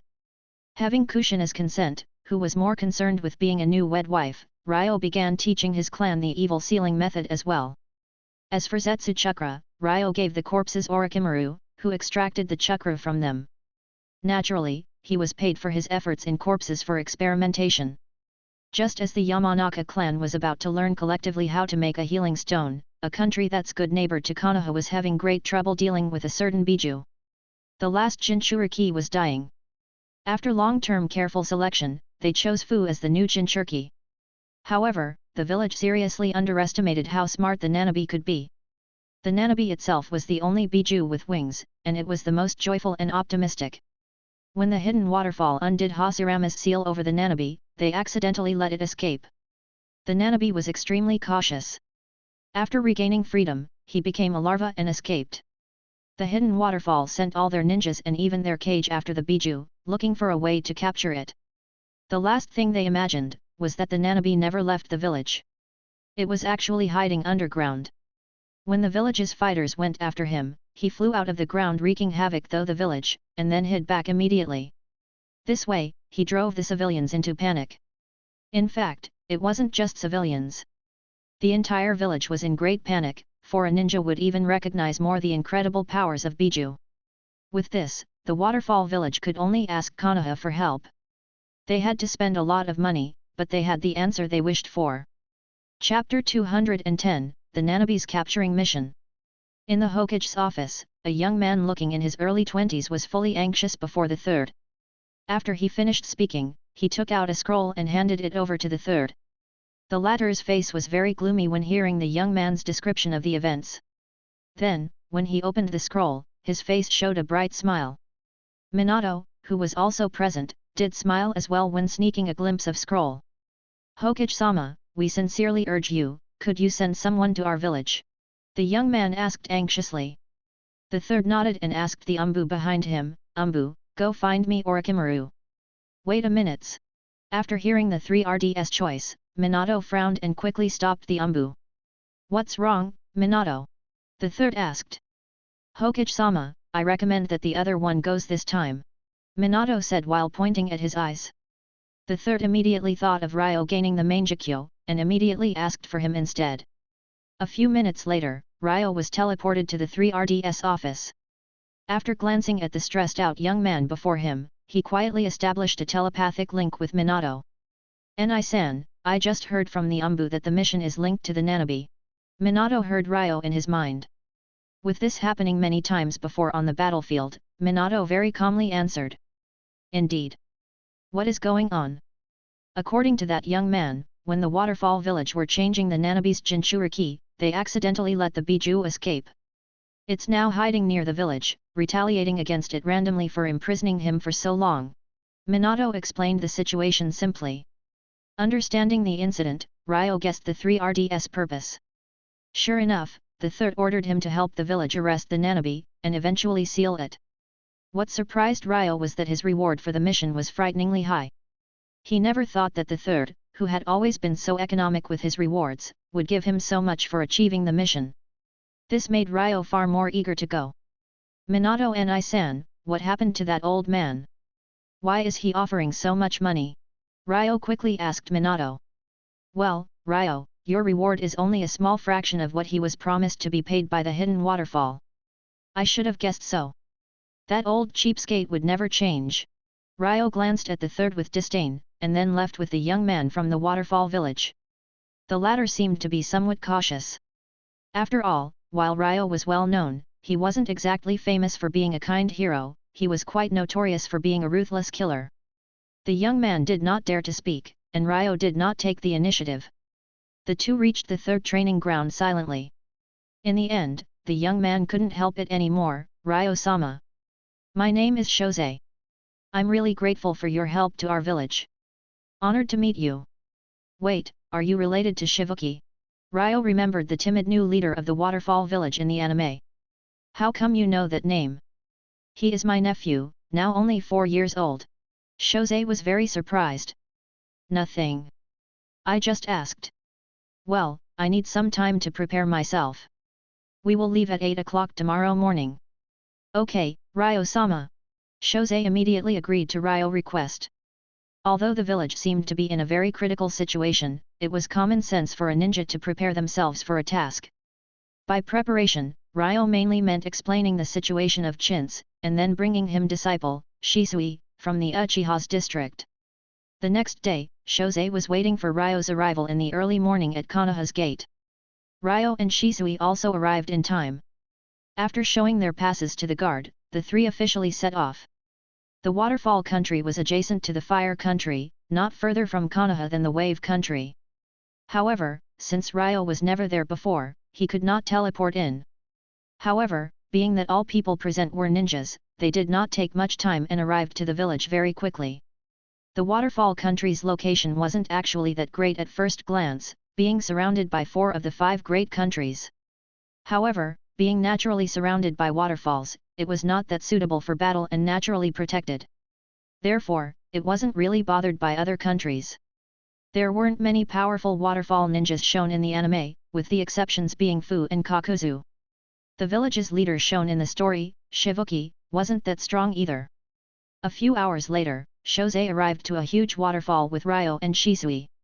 Using a special secret technique, he made the flow rate of the waterfall gradually slow down, to eventually reveal a dark cave. He jumped in taking the lead, and the others followed. Every few meters into the cave, there were torches on the walls. Still, the area was too dark and the ending of the cave could not be seen. The three moved forward, and in the end, they found the exit. Shosei asked Ryo and Shisui to wait a little, and then he ran into the most central building in the village. Ryo immediately entered Sage mode, and perceived the ninjas in the village. Indeed, he quickly determined that the village was really weak. The strongest person in it was in the building to which Shosei ran. Ryo speculated that it should be the village leader. He was a quasi-Kage. There was an elite Jonin beside him and 2 other Jonins in his presence as well. These were the strongest people in the village. A few other Takubesta Jonins were scattered around the village, and the rest were Chinins and Genins. Ryo could destroy such a village on his own with ease. It's no wonder that they had suffered so much facing the Nanabe. A few minutes later, the village's leader led the Jonins to Ryo's location. He was around 40 to 50 years old, but looked quite younger than the third. He seemed very enthusiastic to see Ryo. After some talking, Ryo fully understood the reason behind his enthusiasm. The Nanabe's attacks had left him exhausted, and he was hoping that Ryo would be the one to get peace back to the village. Chapter 211, The First Battle Against the Nanabe. After talking to the leader of the village, Ryo began his mission. The rest were too weak to help him at all, so the mission wasn't really helping the village, catching the Nanabe was really just his task. Shisui, you and the ninjas of the village wait for me, and I'll find the Nanabi and then pick you up. Shisui wasn't really going to help either. Ryo's purpose behind bringing him was really just giving him more experience, and letting him know how powerful the Biju are. But this time, the ever-obedient Shisui stubbornly shook his head. Sensei, take me. I can help you look for the Nanabi. As he finished his words, he activated his Sharingan, and 2 tomo appeared in his pupils. Ryo was curious, for he had no idea when Shisui would activate his 3 tomo Sharingan. Looking to the anticipation in his apprentice's eyes, he helplessly sighed, and took him along. The mentor and disciple left the village together. The two reached a hill not too far from the village. Seeing Ryo stop, Shisui immediately began to look around vigilantly, trying to detect chakra. Shisui, stop. Don't be too nervous, for the Nanabi isn't here. Ryo smiled. Then why did we come here, sensei? Shisui was surprised. Ryo did not explain, and just stared, setting up a teleportation barrier mark on this hill. Minutes later, Ryo was through and said to Shisui, let's go. Let's go back to the village, and call out the Nanabi. Sensei, you're saying that the Nanabi is in the village? Shisui was shocked by the news. He did not expect the Biju would actually be hiding under everyone's nose. Right when entered the village, I used Sage Mode to gauge everyone's power, and I found that the Nanabi was underground. Wait, isn't the Nanabi a flying Biju? Are you sure you're not wrong, sensei? The Nanabi's body is akin to that of an insect. Insect live in 2 stages, larvae and adult form. The Nanabi can revert to that larval state and hide underground. Besides, in this village, the Nanabi's chakra shines like bright light in the night. How can I be wrong? The Nanabi is so strong. How does it compare Ni-san's Kyubi? Shisui asked. The Nanabi has a great amount of chakra. A Biju's chakra is proportionate to the number of their tails. Therefore, the Nanabi's chakra stores are the 3rd highest among all Biju. So the more tails a Biju has, the stronger it is. Of course not. Just like with us humans, higher chakra is not the sole factor in defining a Biju's strength. So, sensei, in your opinion, how should the Biju be ranked in strength? The strongest is the Kyubi, as it's superior in every way. Following him, there's the Kyubi, then the Yanbai, the Rokubai, the Nanabi, the Nibi, the Gobai, the Sanbai, and then the Ichibai. Ryo ranked the Biju to Shisui. Hearing Ryo, Shisui bowed down thinking, and Ryo patted his shoulder saying, we're not here to rank this Biju, we're here to catch it, let's go. Knowing that the task is above all, Shisui bowed and set off with Ryo. In no time, the two reached the village. The leader of the village felt it was strange that they returned so quickly. He was more surprised when Ryo asked him to arrange for the civilians and ninjas in the village to evacuate as quickly as possible. The leader of the village was frightened by Ryo's request. Was he going to battle the Nanabi inside the village? Thinking of that, he became distressed, but he soon decided to cooperate. If they didn't deal with the Nanabi, he would destroy the village anyway. This way, at least lives would be spared, and what's destroyed could be rebuilt. The village was very organized, and it was completely evacuated in just 10 minutes. Sensing that there was no one left, Ryo began his operation. The Nanabi was hidden underground, so he got away from the area it was under. He entered the lightning chakra mode, and he made his violent chakra hit the sleeping Biju. The Nanabi was immediately awakened, drilling out of the ground. Feeling its horrifying chakra, Shishio couldn't help but tremble. He scared you? The Kyubi has many times as much chakra. Ryo then moved directly to the Nanabi, teleporting it to the hill he had marked earlier. The horrifying chakra disappeared instantly, and Shisui collapsed to the ground gasping for air. Seeing Ryo clan in lightning chakra, the Nanabi understood immediately that he was the one to attack him. His chakra was instantly boosted, leaving its larval state to the form it was known as in the manga. You're the largest insect I've ever seen. To be honest, you're so ugly. Ryo mocked the flying beast. The Nanabi was very irritated by Ryo's words, and flew straight towards him. The latter did not dodge, and was confident that he could cope with Nanabi with Korin's power. Facing the Biju's head-on attack, he condensed the moisture in the air into an ice wall while standing in place. The Nanabi glanced at the ice wall, and with disdain in his eyes, it dashed straight at it. While the Biju expected that they would go through the ice wall with ease, he didn't even make it budge, and he was bounced back instead to the ground. Ryo looked at him and laughed out loud, making the Biju even more furious. He flew back to midair, going above the wall, and sprinkling its wing dust at Ryo from a distance. The dust kept Ryo from seeing the Nanabi's actions, which started condensing a Biju Dama. It's a pity that the poor Biju had no idea that Ryo was actually a sensor ninja, who noticed one of his moves. Ryo threw an ice scalpel at the Biju, and teleported right in front of it, delivering an Odama non straight to its belly. The Biju was caught unprepared, and the power of the attack caused it to lose its balance and fall from mid-air. Ryo did not stop there, he jumped back to the ground condensing a gigantic ice fly swatter that fell down straight on the Nanabi. These consecutive attacks did no substantial damage to the Biju, which quickly broke away into midair. Covered in dust, the Nanabi stared at Ryo, realizing that he was in a completely different league from the waterfall village. He eventually realized that it was better for him to retreat temporarily. Ryo felt that the Biju remained motionless in mid-air for far too long. Just as he was about to take the initiative, the Nanabi's dust emitted a dazzling light, beginning to explode around Ryo continuously. Ryo instantly went out of the explosion's range, just to find out that the Nanabi had disappeared without a trace. Chapter 212, A Moth into the Flame. Ryo wasn't in much hurry to locate the Nanabi, for he thought he could locate it at will. Such chakra wasn't exactly going to blend in with that of other chakras around. However, when Ryo tried to locate it with his spiritual energy, the beast was nowhere to be found. "He's very fast," Ryo whispered, and then entered Sage mode immediately. To his surprise, he still couldn't locate the Nanabi. After all, Sage mode enhanced Ryo's perception to great heights, making him able to locate chakras within the perimeters of a small country. There were no traces of the Nanabi within half the country, leaving only two possibilities: the beast was just that incredibly fast, or it had the ability to hide its chakra. Ryo's face turned heavy, for either of the two possibilities meant that his task had become too troublesome. Searching nearby, he found no trace of the beast, he couldn't help but return to the waterfall village. The hill where Ryo fought the Nanabi was not that far from where the villagers were evacuated to. They all witnessed the battle clearly. Seeing the young man from Konoha suppressing the beast made them all very excited, but they all felt it was a shame that the Nanabi still managed to flee. However, they were still not worried. To them, with a man as strong as Ryo around, the winged beast was no threat. Ryo returned to the village itself, where there was only Shisui. When the latter saw him, he rushed at him quickly. "Sensei, are you okay? Have you been hurt?" Shisui didn't care much about the Nanabi, asking immediately about his sensei's state. Ryo smiled and said, "I'm fine. It's just a shame that the Nanabi managed to run away." Hearing that, Shisui was finally relieved.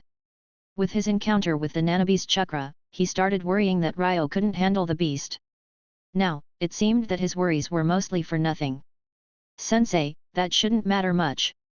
After all, you can just sense the Nanabi's chakra, and he should be able to escape your perception." Ryo sighed and said, "That Nanabi seems to have a chakra hiding ability. With that, this mission doesn't seem so simple anymore." Shisui's face became gloomy, and the two helplessly just had to start searching around the village and underground.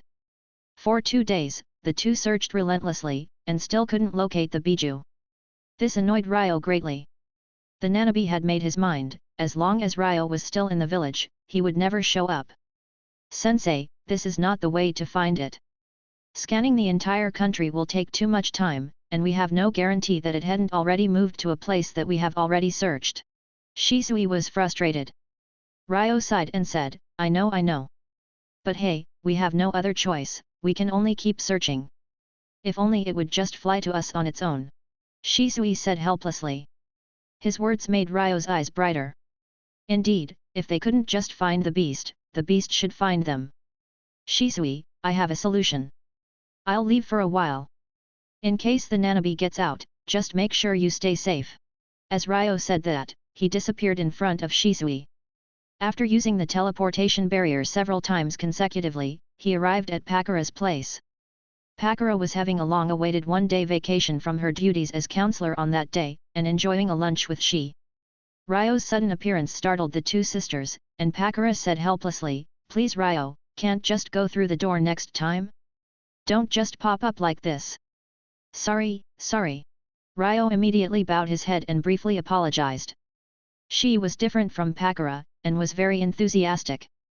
She asked Ryo to join their meal. In the past few days, Ryo was living off of M.R.Ps, along with the majority of the evacuated waterfall village. There was no way he could refuse a free good meal. The angry Pakara looked at the feasting Ryo, and she couldn't help but smile. After lunch, Ryo told her of his mission. Hearing him, she couldn't figure out his purpose, and answered casually, I shouldn't be of assistance in such a mission. I'm no sensor ninja, and I have no special method that could locate him. Why did you come for me? Don't bother thinking about that now, let's go.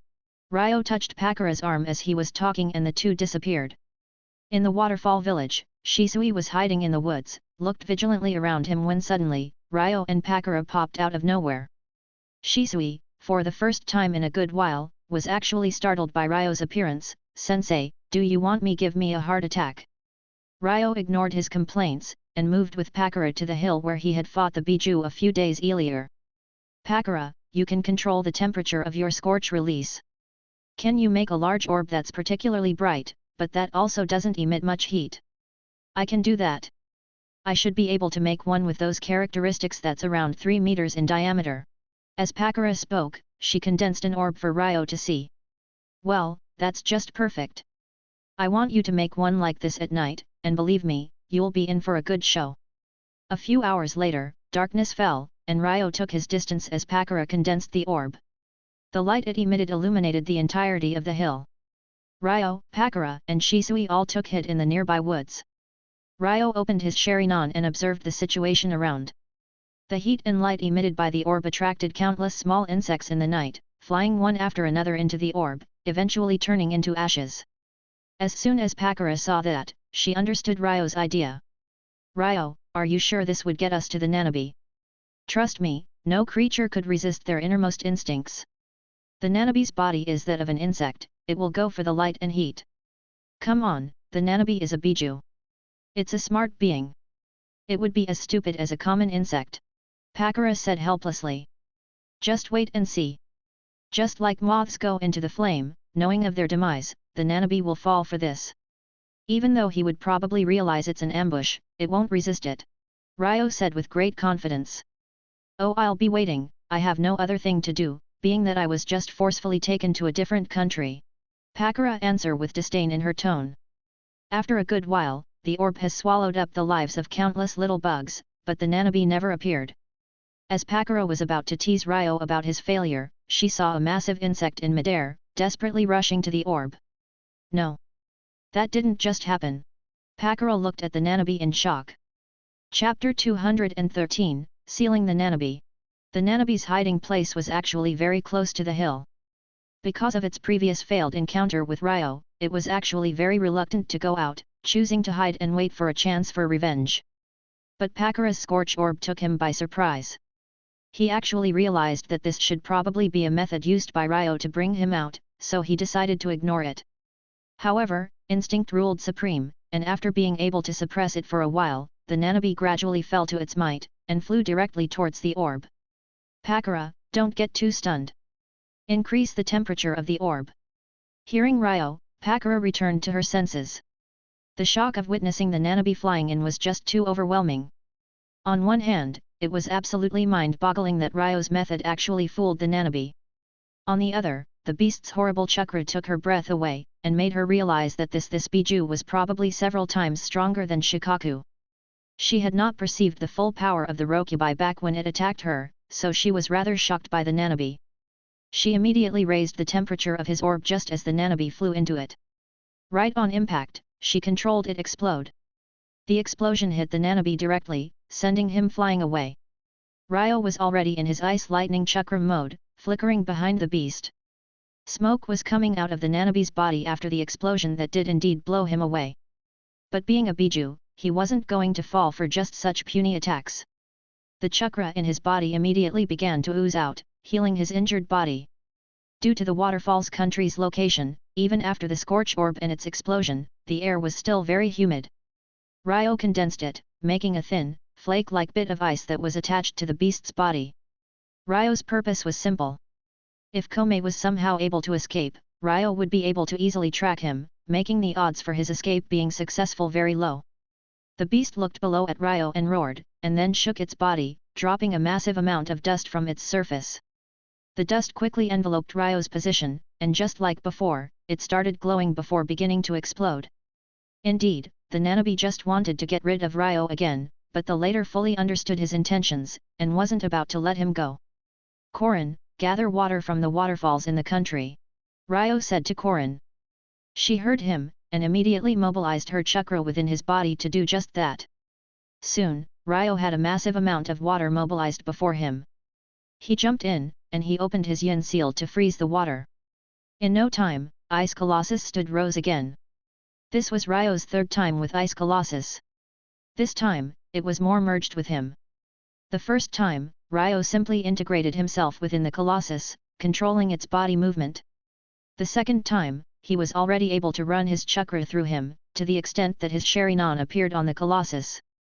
This time, the Colossus had changes to its body. Ryo was actually able to get the Colossus to be part of the cycle of natural energy. This greatly reduced the Colossus's consumption of the yin seal stores, giving this mode a much longer use time. As in last time, a pair of scarlet Sharingan appeared in the Colossus's eyes. However, this time, they were Mangekyo Sharinans. With the Colossus completely formed, Ryo controlled it to jump, and immediately grasped the Nanabe in mid-air. The beast was actually so shocked by Ryo's ability, he didn't even try to defend himself. Ryo landed on the ground, bringing the beast along with him, and pummeling its head to the ground with one hand, and then raising the other to hammer him down. As always, the Colossus's power was terrifying. With every fist, and crater was getting wider around the area of impact, and a pit was getting deeper below the beast's head. The Nanabe was not given any room to breathe. Ryo let him go, but he knew all too well that a beast like this would surely not be taken down this easily. Sure enough, after a few seconds, the beast fluttered its wings in an attempt to fly out. Ryo actually decided not to get in his way, letting him fly to the sky. Being an Ice Colossus, he felt immune to any attack the Nanabe would bring out. As the latter flew into the air, it did not hesitate to condense a Biju Dama immediately, one that he shot at Ryo immediately upon its formation. Ryo raised his hand, catching the Biju's attack, and then squished it in his hand, causing it to explode. However, Ryo did not expect that the attack would be so powerful. Sure enough, as the third among the Biju in chakra stores, the Nanabe's Biju Dama was unlike any other that Ryo had ever blocked before. The two arms of the Colossus all got cracked up, looking like they would fall at any time. With his attack effective, the Nanabe immediately prepared to launch yet another Biju Dama at his opponent. This time, Ryo stopped bragging, teleporting the whole mass of the Colossus to the Nanabe, and punching him straight on the head from above. The Biju Dama exploded in mid-air, and the Nanabe fell to the ground. It had completely lost consciousness, and Ryo left the Ice Colossus mode. Pakura and Shisui were in absolute shock witnessing this battle, as neither of them had ever seen Ice Colossus before. Pakura did hear about this transformation before. After all, it was the reason why she was summoned to the battlefield to face Ryo in the first place. However, she did not expect that it would take down a Biju that easily. With Ryo back to normal again, he felt that his body did not have any of the side effects from using Ice Colossus in the past times. The only difference was the fact that substantial amounts of the natural energy stores in his yin seal were consumed. This made him very excited. Without fear of some wonky side effects, Ryo could effectively use this mode wantonly. However, he didn't have much time to rejoice. Ryo immediately turned his attention back to the unconscious Biju on the floor. Like before, he took out a scroll, sealing a good amount of the Nanabe's chakra for Korin. The rest was to be sealed in the Jinchura key prepared by the waterfall village. Shisui, go to the evacuated waterfall village inhabitants, and get them to bring their Jinchura key here. Ryo said to his disciple.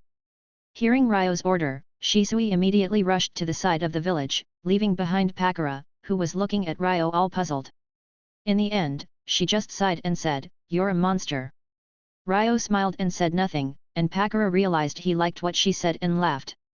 10 minutes later, the village's head rushed in holding a 2 to 3-year-old girl in his hands. Looking at her hair color, Ryo immediately was sure that this was Fu, the Nanabe Jinchuriki from the manga. Ryo did not participate in the sealing procedures, leaving it all to the waterfall village. With that being done, the mission was finally completed.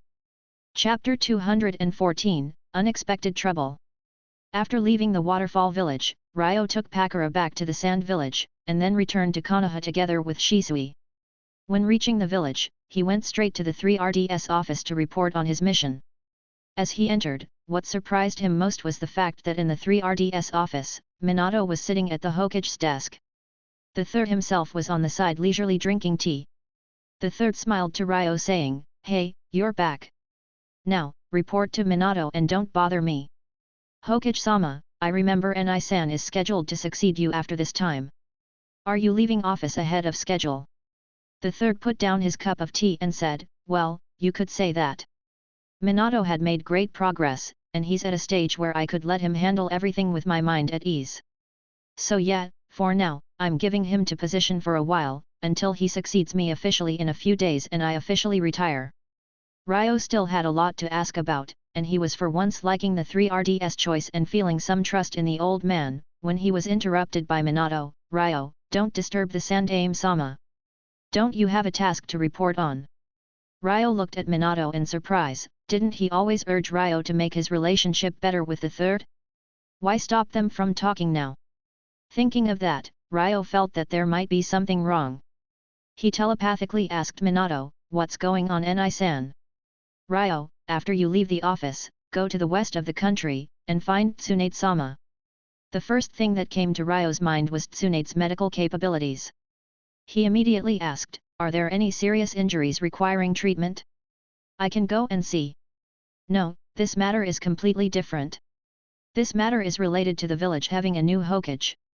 The daimyo would usually have someone from his family marry a ninja from Konoha, to strengthen the relationship between both sides." "Yeah, the usual political marriage, so what's wrong?" Ryo asked.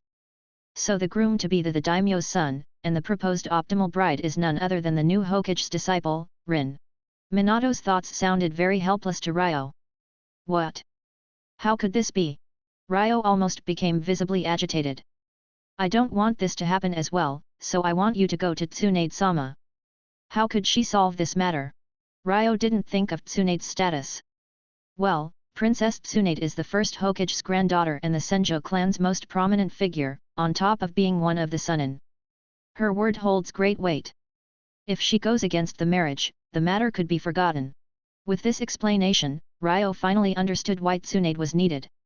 "So, Ryo, please take care of the matter. The third had put me in this position, probably to get me too tied up with duties, and to keep me from stopping this marriage that should benefit the village. There are also other people in the village siding with this decision, you might have some people in your way, so be careful. Don't worry, Minato Ni-san. Such people don't matter to me." Ryo cut the link with Minato and gave him a scroll about the mission, and then immediately teleported out of the office. Seeing Ryo leave, the third sighed and said, "Minato, is this your final decision?" Minato nodded firmly. "Hokage-sama, sacrificing Rin would be too unfair to her." The third said nothing, just showing a smile of satisfaction. In fact, he himself did not want to agree, but the higher-ups of the Fire Country were putting too much pressure on him. The third then had to cooperate with them on the matter, and used that as pretext to give the governing of the village to Minato. This way, he actually thought he would give him the most optimal position to interfere. However, after many days of being in the position, Minato did nothing.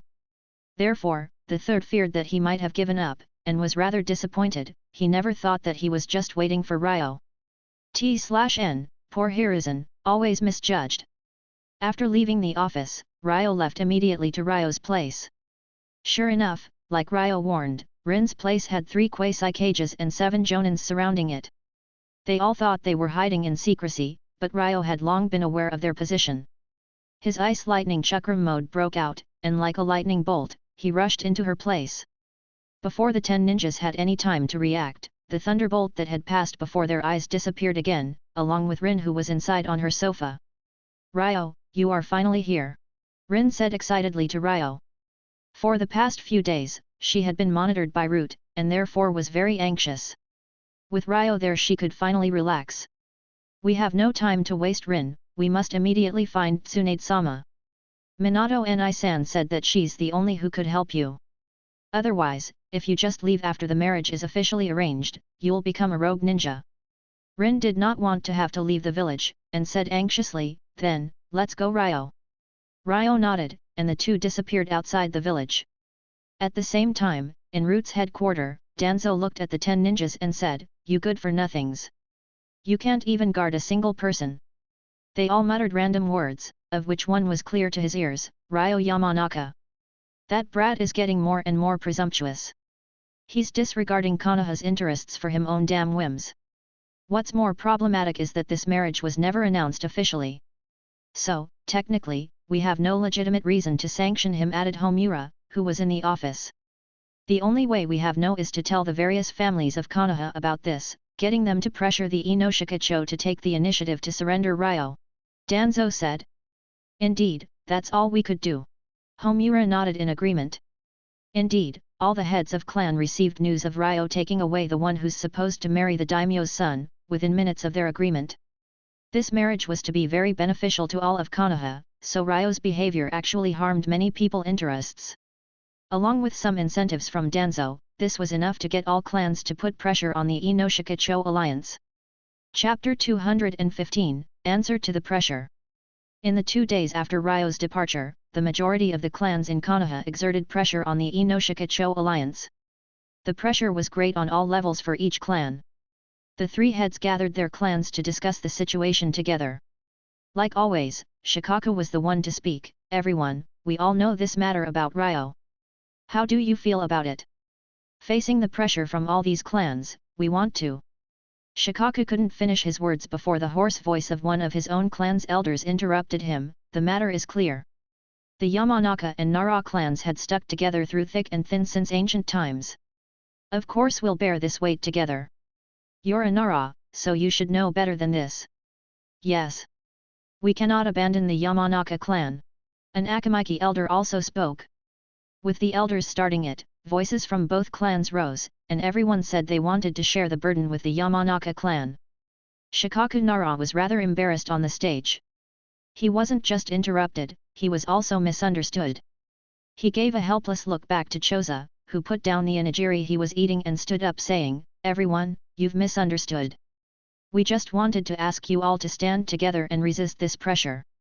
The noise under the stage quieted down for a moment, and the elder who first interrupted Shikaku was embarrassed and couldn't wait for this to be over so that he could leave. "Choza Dano, how will we fight back?" "With Konoha's hospital." One of the young Chozas spoke out. Shikaku remained quiet, looking at Inoichi Yamanaka, who finally stood up and said, "Here's the deal. A while ago, Ryo had developed a healing stone that could be used multiple times. Shikaku wanted to use that." "Wait, when did you guys make this stone? Why don't I know of this?" Rock Nara asked Ryoko Yamanaka, who was by his side. "It was your clan head who chose to hide this information, not us," she explained quickly to her lover. This sort of conversation took place all over the meeting between old-time fighting partners. In the end, everyone understood that Shikaku Nara had learned about this for a long time. "Everyone, I initially intended on hiding this news for longer. However, given the circumstances, I can only disclose it in advance." Shikaku had a helpless expression on his face. "What is the plan, Shikaku Dano? The effect of the healing stone must be clarified to everyone. This is a stone that is equivalent in effect to the old healing stones, and that was proven to be usable dozens of times, and its price is only 30% more. We will be selling this only to the clans we have good relationships with, such as the Hyoga and Heitake clans." The Nara clan listened to Shikaku, and their eyes lit up. Then, each one of them turned to his Yamanaka and Akamika buddies explaining the idea. With everyone understanding, all 3 clans agreed. The next day, Konoha's hospital began selling a brand new healing stone, one just as powerful as the previous iteration, but that could be used multiple times, and most importantly, it was only 30% more expensive. These words spread across Konoha, driving countless ninjas to the hospital, only to be told that the sale of these stones is exclusive to the Hyoga and Heitake clans, or civilian ninjas. The Hyoga were excited when hearing about this. Previously, just because they were on Minato's camp like them, the Hyoga decided to ignore Danzo not to harass the Inoshikacho alliance. However, they never expected that simple choice to pay out so well. "Go. Purchase many of those healing stones while we can before the other clans come back to their senses. Also, get enough men to protect the hospital. We should not let our brothers suffer. Yes, Hayashi Dono. The Hyaga moved very quickly. After receiving the order from Hayashi Hyaga, then went and surrounded the hospital.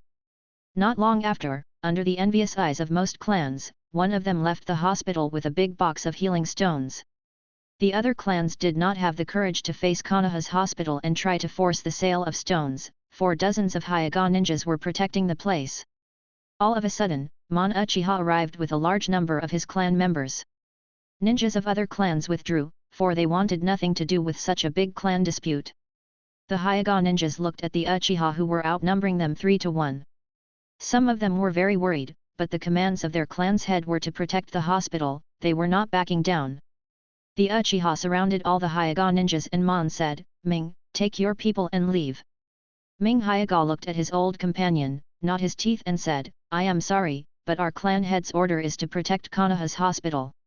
We will never leave. The Uchiha clan is in charge of police duties in Konoha.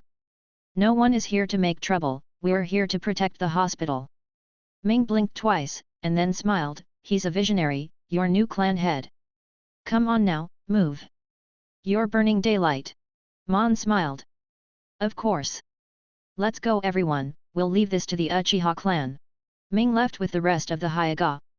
It was Fugaku that had ordered his clan's village to take charge of Konoha's hospital's protection. Naturally, Shikaku received a letter that notified him of what the Uchihas did. He understood that the Fugaku changed his position, and immediately gave orders to allow the Uchiha clan to buy the new healing stones. With that happening, all the other clans in the village knew what was in stake.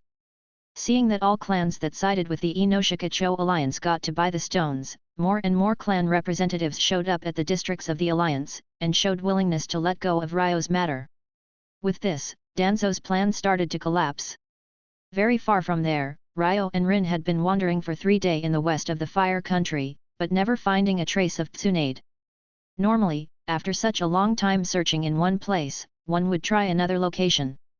However, Ryo stuck to one small city, making Rin very anxious. "Ryo, we better find a better spot." Ryo smiled and answered, "Don't worry Rin, I have a reason to stay here." "Reason? What's that?" "Rin, Princess Tsunade has 2 hobbies. You know what they are?" Rin shook her head as she had no idea. "Gambling, and drinking. This city is full of casinos and bars, and Minato Ni-san also said that Tsunade-san is in this side of the country. So, she must be in this city." Ryo sounded very confident, and Rin could only trust him. Chapter 216, The Worst Gambler in the World. With Ryo's persuasion, Rin could only continue the search, although feeling a bit uneasy. By the afternoon, the two still did not find anything. She wanted to object again when she realized that Ryo's eyes were shining bright as he looked at a certain casino to their right-hand side. "Hey, Ryo, we shouldn't go gambling now," Rin said helplessly. "Did you already forget Tsunade's hobby?" Rin looked at Ryo's excitement, and said with surprise, "Ryo, you mean that she is inside?" "Yes, come with me." After saying that, Ryo took Rin into the casino. Inside were many people, and the mood was ecstatic. What surprised Rin was that all the gamblers in the casino were surrounding one large gambling table. From time to time, they all celebrated loudly. "That's a shame. I bet on small." A loud female voice cut through and above their noise. All the gamblers heard the voice and immediately put their bets on big. 456, big. With the dealer's call, another burst of cheers grew in the crowd. "Ryo, what's going on?" Rin asked in surprise. "Well, while Tsunade likes gambling, she never wins. Anyone who knows her well could just win a bet by just going against her. How is that possible?" "You're exaggerating, right? Well, how about we try it out? Maybe then you'll believe me." As he finished his words, Ryo took Rin to the gambling table. There were too many people at the table, and Ryo could only use genjutsu in secret to get some of them to make him away. After squeezing in, he looked at the people around the table, and immediately determined who Tsunade was. Long blonde hair, a purple diamond mark on the forehead, exquisite beauty, and most importantly, that fascinating iconic bosom. That was definitely Tsunade. Being the seasoned cage-tier she was, Tsunade immediately noticed Ryo's attention. She was very confident about her appearance, and there were many men coveting her beauty in the casino, so she didn't care much about Ryo's eyes. Ryo telepathically told Rin that this person was Tsunade, and she nodded to him. In the following 10 minutes, Rin saw with her own eyes what it meant to lose every single bet. Whatever Tsunade bet on, the dice went the other way. For 10 minutes straight, she never won a single one of the 50/50th odds bets she made. Shizuan. Shizuan. Money. Give me more money. Naturally, Tsunade was out of money, and she asked a young 15 to 16-year-old girl to give her more. But if we lose again, we won't have enough money to stay in the hotel tonight.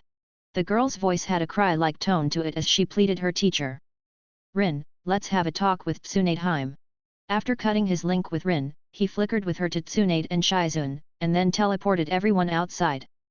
As everyone found themselves in a new place, Shizuan was extremely shocked, while Tsunade remained very calm. However, all sorts of questions raged through her mind. Ryo and Rin were the ones arriving with them from the casino. This was definitely the work of a space-time jutsu, but these two were only around 14 to 15 years old. One of them was a Takubutsu Jonin at best, and the other didn't seem to even have chakra. How did they pull this off? The four looked at each other awkwardly for a while, until Ryo finally broke the silence saying, Tsunade, we are ninjas from Konoha, and we have something to ask you. Ninjas of Konoha? You don't even have chuk. Tsunade did not even finish her sentence, when Ryo lifted his camouflage technique, and she sensed the immense cage tier chakra and great vitality he had. Immediately, her face became rather gloomy. After thinking in silence for a while, Tsunade said, come with me. The four started moving towards the nearby woods. After a while, Tsunade directly asked, Kid, who are you? Why do you have the same sort of vitality that my grandpa had? Tsunade-sama, this is just the effect of having so much yang chakra. Ryo mobilized Korin's yang chakra, gathering it in his right hand. Seeing that, Tsunade seemed to be disappointed for a brief while, but then quickly got back to normal. Tsunade-sama, we have something to ask. Tsunade didn't let Rin finish her request saying, don't bother. I have left Konoha. No matter what it is, I will not help. Rin's face became sad as she heard that, but Ryo patted her shoulder and said, Tsunade-sama, don't be so decisive. If I manage to treat your hemophobia, would you help us? You? Haha. Who do you think you are? Tsunade didn't give Ryo's words value. Want to make a bet? As soon as the deal turned into gambling, Tsunade became interested and said, bet what? I bet that if I can treat your hemophobia, you'll help us. If I can't, this money would become yours. Ryo took out a sealing scroll containing all of his savings. Seeing large amounts of money, Tsunade's eyes shined and she immediately agreed with Ryo. Shizuan, however, was rather anxious hearing all of this. We don't know who they are, master. They didn't even prove that they are from Konoha. How could you agree so easily? Hearing Shizuan, Ryo smiled and said, don't worry, here's my forehead protector. My name is Ryo Yamanaka. Can you rest assured now? Ryo Yamanaka. Then it was you. Even those not in Konoha have surely heard this name many times. This was the most powerful medical ninja after Tsunade's departure, and the youngest cage tier in the history of Konoha. If you are really Ryo Yamanaka, then I can let Tsunade-sensei take your treatment. Ryo's name actually ignited hope in Shizuan. Here, this is proof that I'm Ryo Yamanaka. This is the yin seal of the Uzumaki clan, taught to me by my sensei, Kushina. As he spoke, Ryo showed the yin seal on his arm. After inspecting his arm, Tsunade confirmed that this was indeed an Uzumaki yin seal. However, it was different. Kid, how did you modify this yin seal? Jiraiya-san helped me. He told me that his modification was inspired by your work on the seal. Jiraiya-san? Sounds like you're on good terms with him. Hearing Jiraiya's name, some nostalgia appeared on Tsunade's face. Not just him, I'm also on good terms with Orokai-san as well. Rin is also Orokai-san's lab assistant. Ryo said, as he pointed to Rin. Haha, since those two actually agreed on you, I have nothing to worry about. Come on, Ryo Yamanaka, let me see if your medical ninjutsu is up to the hype built up around it. I won't let you down, Tsunade-sama. As Ryo finished his words, he activated his Mangekyo. A summary of the author's notes, about Rin's reappearance into the world. Some readers have thought that Rin shouldn't have reappeared. Well, Rin's death was never announced publicly in Konoha. That's how she was picked for this marriage by the higher officials of the village. On the other hand, she wasn't publicly there. The matter of the marriage was never announced, so in fact, she wasn't exposed. Now with that being said, Madara at this time was not that focused on watching the village. He should be focusing the bulk of his white Zetsu around the Mist Village, as they are limited in number, as the Zetsu army was completed after his death by Obito. Chapter 217, Tsunade's New Apprentice. The Mangekyo Sharinan. Tsunade saw the six-pointed star in Ryo's pupils and was shocked. Ryo had already shown his Mangekyo to the third. With him knowing about it, the council also probably knows as well, and Ryo no longer had any reason to hide this. Therefore, he actually went and exposed it before the Senjo princess. Jackpot! He said smiling. If the Uchiha hear about this, you'll be in great trouble. Ryo scratched his head embarrassingly, not knowing how to answer. By the way, with you and Jiraiya on such good terms, he probably got you a Mount Myaboku contract. I haven't seen Gamebuntad in a long time. Can you summon him here? Tsunade said suddenly. Tsunade's request surprised Ryo for a moment, but then he understood. When she saw his Mangekyo, she started doubting his identity, as a Yamanaka keeping a Sharinan was something out of the ordinary.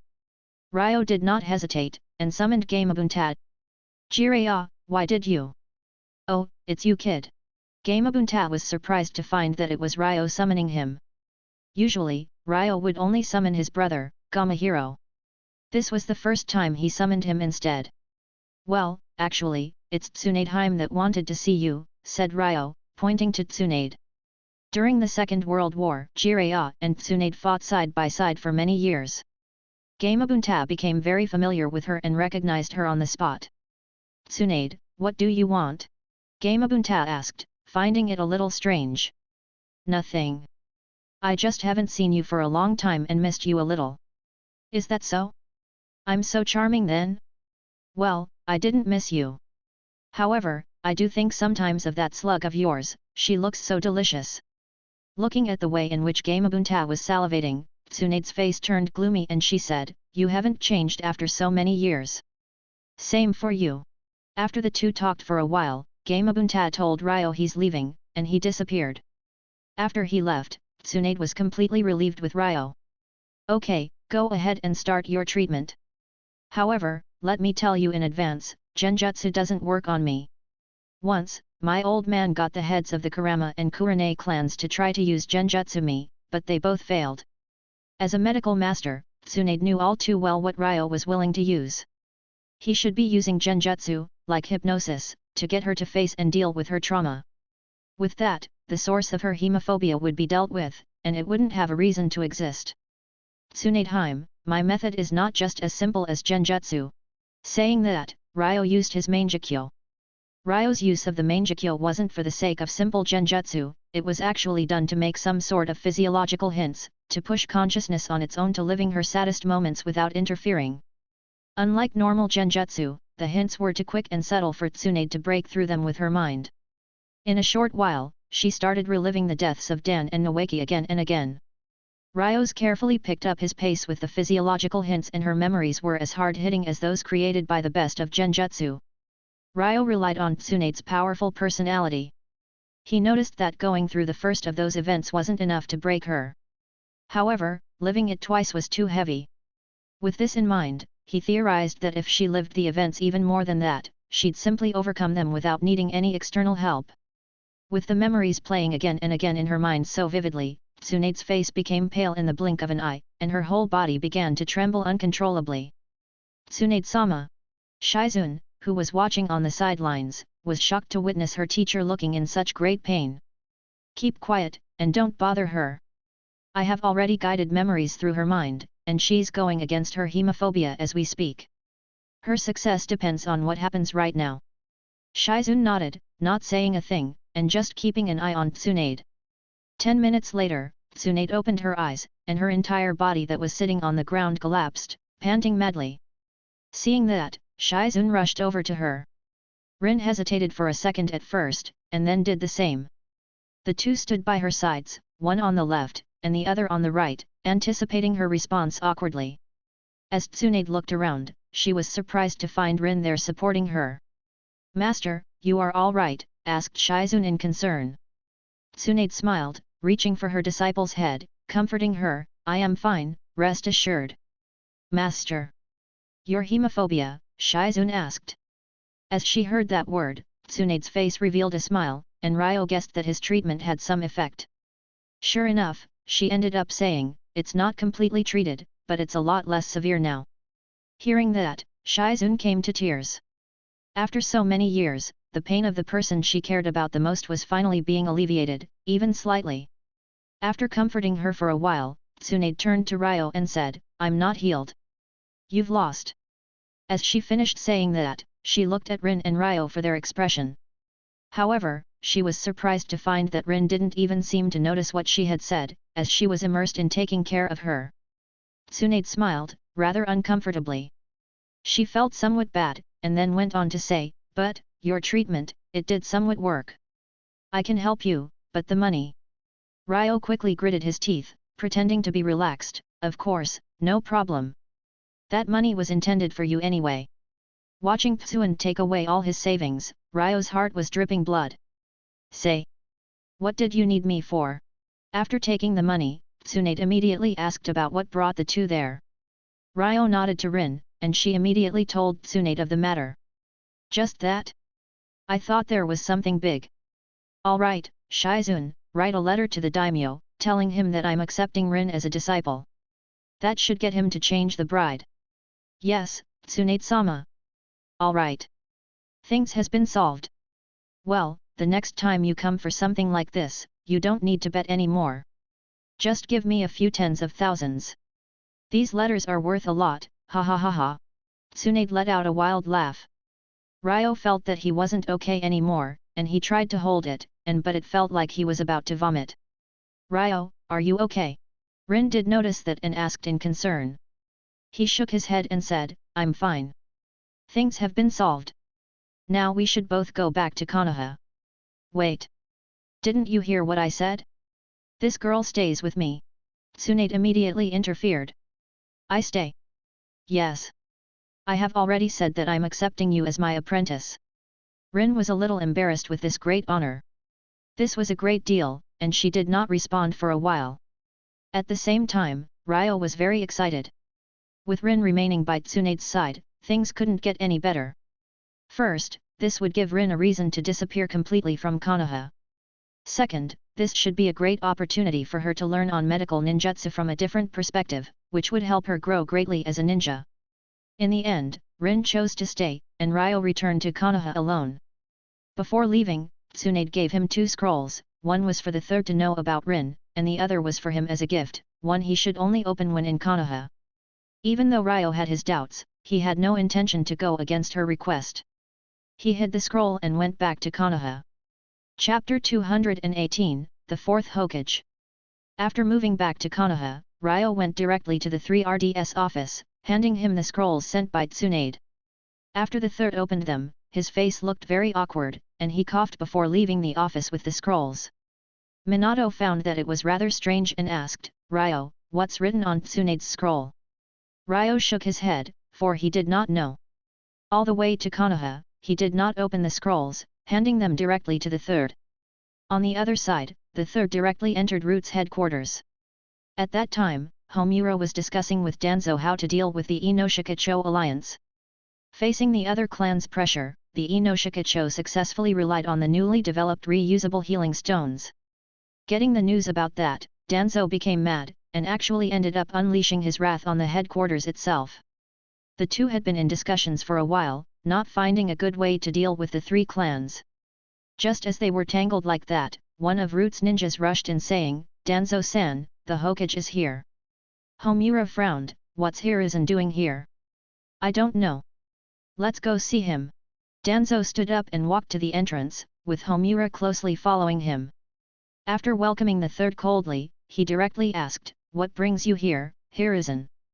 The third smiled and said, "Here's the deal, I've received a letter from Tsunade. In that letter, she says that she had taken Rin as her disciple. She explains all about it in this scroll. So, that's the end of this matter." "What? What gives her the right to do that? This is an interest of Konoha, and she's nothing but Raj. Watch your words, Danzo. The third heard the word rogue, and his face turned heavy. Danzo, you can't say that. Tsunade is the first Hokage's granddaughter, and the country's famous princess. You can't just talk like that. Homura also reminded him. But. Danzo's tongue was tied, and he could not argue any more. In short, this matter ends here. You keep Rin's matter a secret. Otherwise, Minato would not tolerate Root's presence anymore. The third turned around and left. Homura looked at his back, and then at Danzo's face, finally leaving after some hesitation. As the Hokage's office, Minato was listening to Ryo's description of Tsunade. Hearing about her being found in a casino, he sighed and said, Tsunade-san really never changes. After hearing that Rin is becoming Tsunade's student, he was very happy, for now she was on a good path. With this done, Minato and Ryo bid farewell, and the latter teleported to the Yamanaka district. He had learned from Minato that when he took Rin away, the Inoshika-cho fell under great pressure. This made him worry, and he returned immediately to understand the situation. But then, he was relieved to see that all was peaceful and harmonious in the clan. Later, he found Inoichi, and heard all about the three clans' response. I'm really thankful to Brother Shikaku. If it wasn't for him, I wouldn't know how to face you all. Inoichi understood Ryo's self-blame, but he wasn't the type to comfort people often. After some long thought, he said, we have never blamed you. Being stressed as he waited for a response from Inoichi, Ryo was finally relaxed, and was rather moved when he heard that. However, this incident was a good lesson to him. Behind him were the three Inoshika-cho clans, and he couldn't just do anything he wanted without considering the repercussion it might have on them. Ryo then teleported to Orochimaru's lab, but didn't find him there. Only Yujao and Anko were inside. Ryo hadn't seen Yujao for a long time. She had become much stronger, and more importantly, her temperament as a whole had undergone great changes, with her growing up as a person considerably compared to before. Ryo was glad to see her improvement and growth. After chatting with her for a while, Orochimaru arrived to the lab. Orochi-san, I was actually surprised to find you outside the lab. 3 days from now, Minato will become the 4th Hokage. Sarutobi-sensei asked me to check on the barriers and security around Konoha. Orochimaru had no idea why the passing of power had been advanced. But being the 3RDS apprentice, he could make a guess. I guess there was some sort of conflict between Sarutobi-sensei and his old friends, and he couldn't just go against them. That should be why he's giving the office to Minato so soon. I guess he's really become too old for the job. Ryo heard that and understood. Since the end of the Third World War, the third had been doing only politics, hardly managing to balance the top of Konoha. Today, he suddenly decided to let Minato succeed him. There must have been something that Danzo and the others did to disappoint him. Orochi-san, do you think that Minato Ni-san would deal with Danzo after he becomes Hokage? Orochimaru shook his head and said, I don't think that would happen for the time being. Danzo will not make an apparent move, so Minato would just leave things as they are. That Minato is just like Sarutobi-sensei, he's too soft. Indeed, Minato Ni-san could be more assertive with some things. But I'm still looking forward to his reign. The only thing that makes me envious is his apprentice. Orochimaru smiled. Ryo was a little surprised to find that Orochimaru valued Minato so highly. Well, let's stop with the talking about Konoha for now. You've told me that you would help me recreate wood release. Were you serious? Ryo nodded, of course. Orochi-san, I understand that the plan is about to start. Well, Danzo had already made the preparations, and I'll be starting soon. Is that so? Well, before you begin the experiment, contact me, and I'll come. After reaching a consensus, Ryo left the lab. Minato was to take office within 3 days, and there must have been something that he could do to help. At the same time, the news of succession ceremony approaching spread across Konoha. Minato was a civilian ninja, and villagers supported him greatly. As they heard of the news, they spontaneously held various activities to celebrate the event. Over the course of the following 3 days, Ryo helped with several trivial things around Minato, while Kushina prepared his place for a celebration. Only on the morning of the 3rd day was the 4th Hokage's costume complete. As soon as Kushina got it, she hurried to her husband. Minato put on the cloak, with Kushina's eyes glued to him. As he finished, she held him tightly and said excitedly, "Congratulations, honey! You've finally become the Hokage." Minato was also very excited, as his lifelong dream had been finally realized. Outside the Hokage's office, the third Hokage handed over his Hokage's hat to Minato, who put it on and looked at the gathered villagers and said, "Starting today, I'm your Hokage."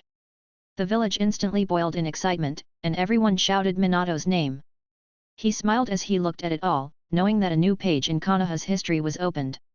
Chapter 219, The Experiments Begin. Every new Hokage brings change to the village, and Minato was no exception. He finally had full control of the Anbu. Now, the first thing for him to deal with was their reconstruction. The third took with him around a quarter of their forces to be his personal team, including their leader. These were his confidants, and naturally ninjas that wouldn't be put in leadership by Minato. The original Anbu leader was also someone from the 3RDS entourage and one of the closest in Konoha to him. The Anbu are the closest faction in a village's ninjas to the Kage. Naturally, Minato had to pick one who's very close to him.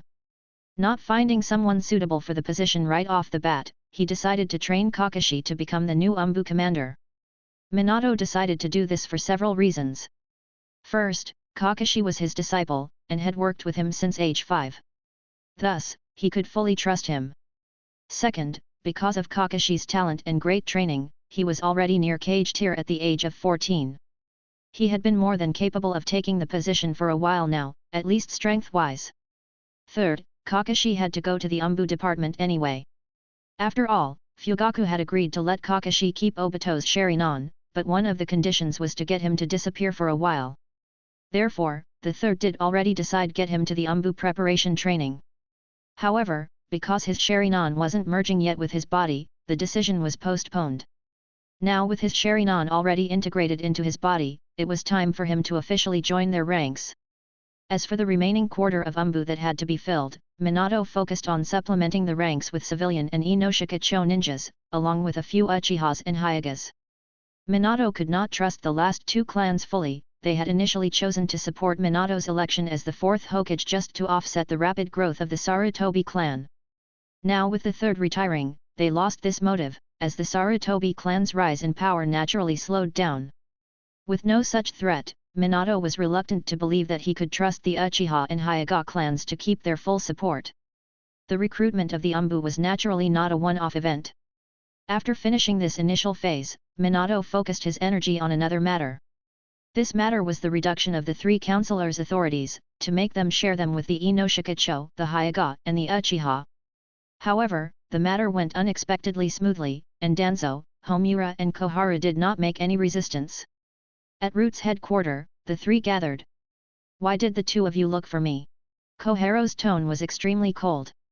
Since the two gave Kagami's eyes to Orochimaru, Koharu began to deliberately keep some distance from Danzo and Homura. It's been a long time since the two met, and for a while, they did not discuss anything. After some silence, Homura said helplessly, "Koharu, I have already explained that matter to you. Why don't you? If you want to carry on with that nonsense, I'll just excuse myself." As she said that, Koharu turned around to leave. Danzo stood up and stopped her. "Koharu, wait a minute. We really have something important to call you for today." "What the hell is it?" "Hurry up!" Koharu turned and said impatiently. "Here's the deal. We want you to help us collect a few war orphans under the age of 10. You can see how dire Root's situation is right now. I need new blood to supplement my troops, and this had always been something you did. Believe me, I'll make it up to you." Koharu remained silent for a while, and then finally agreed to fulfill Danzo's request. After so many years of being their comrade, she just couldn't let him down. With that settled, she eventually left the place. With that, Homura's face changed and he said, "Danzo, is that Orochimaru really capable of making wood release using ninjas? He should be able to pull it off, he and I made a deal." Danzo said faintly. "I hope he can really do it. For this plan, we gave a lot of our authorities to Minato, just to make him less vigilant.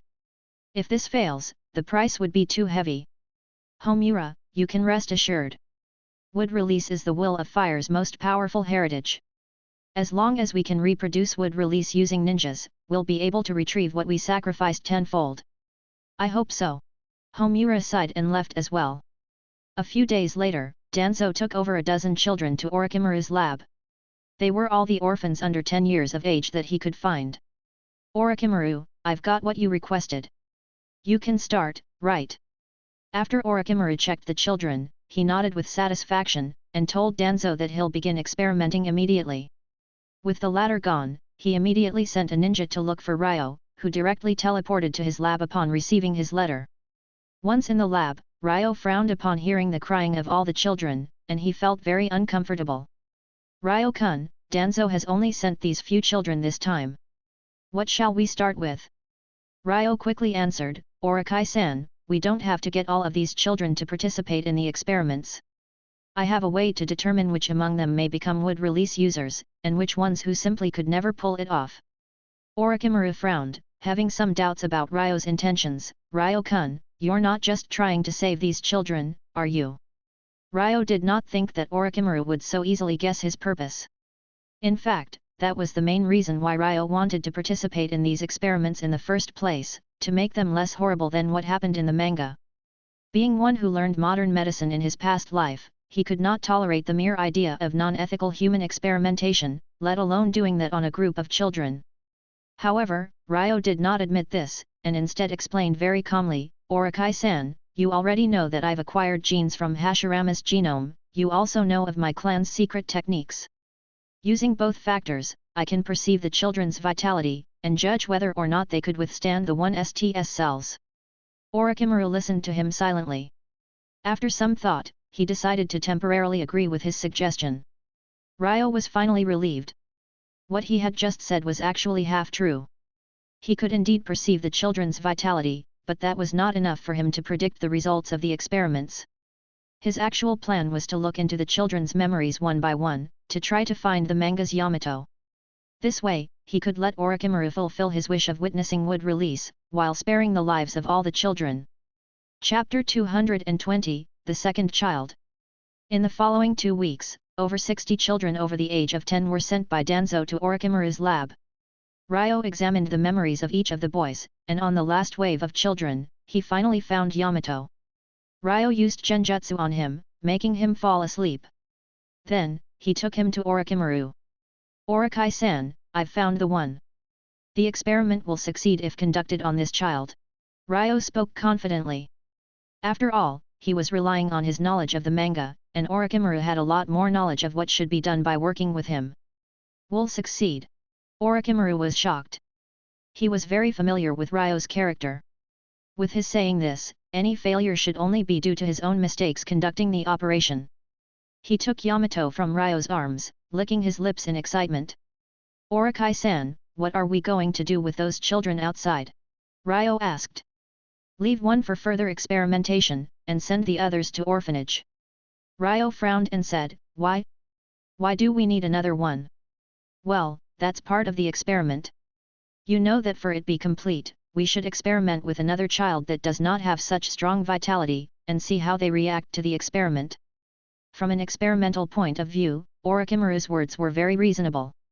While it wasn't appropriate ethically, Ryo did agree to help him with the experiment. Therefore, he could only agree. Ryo was very worried. By what had happened in the manga, he knew this should probably mean that a child would die. After hesitating for a moment, Ryo sighed and decided to choose the one with most vitality among the children, and wish for the best. After all, such a child would theoretically be the most fitting for the experiment.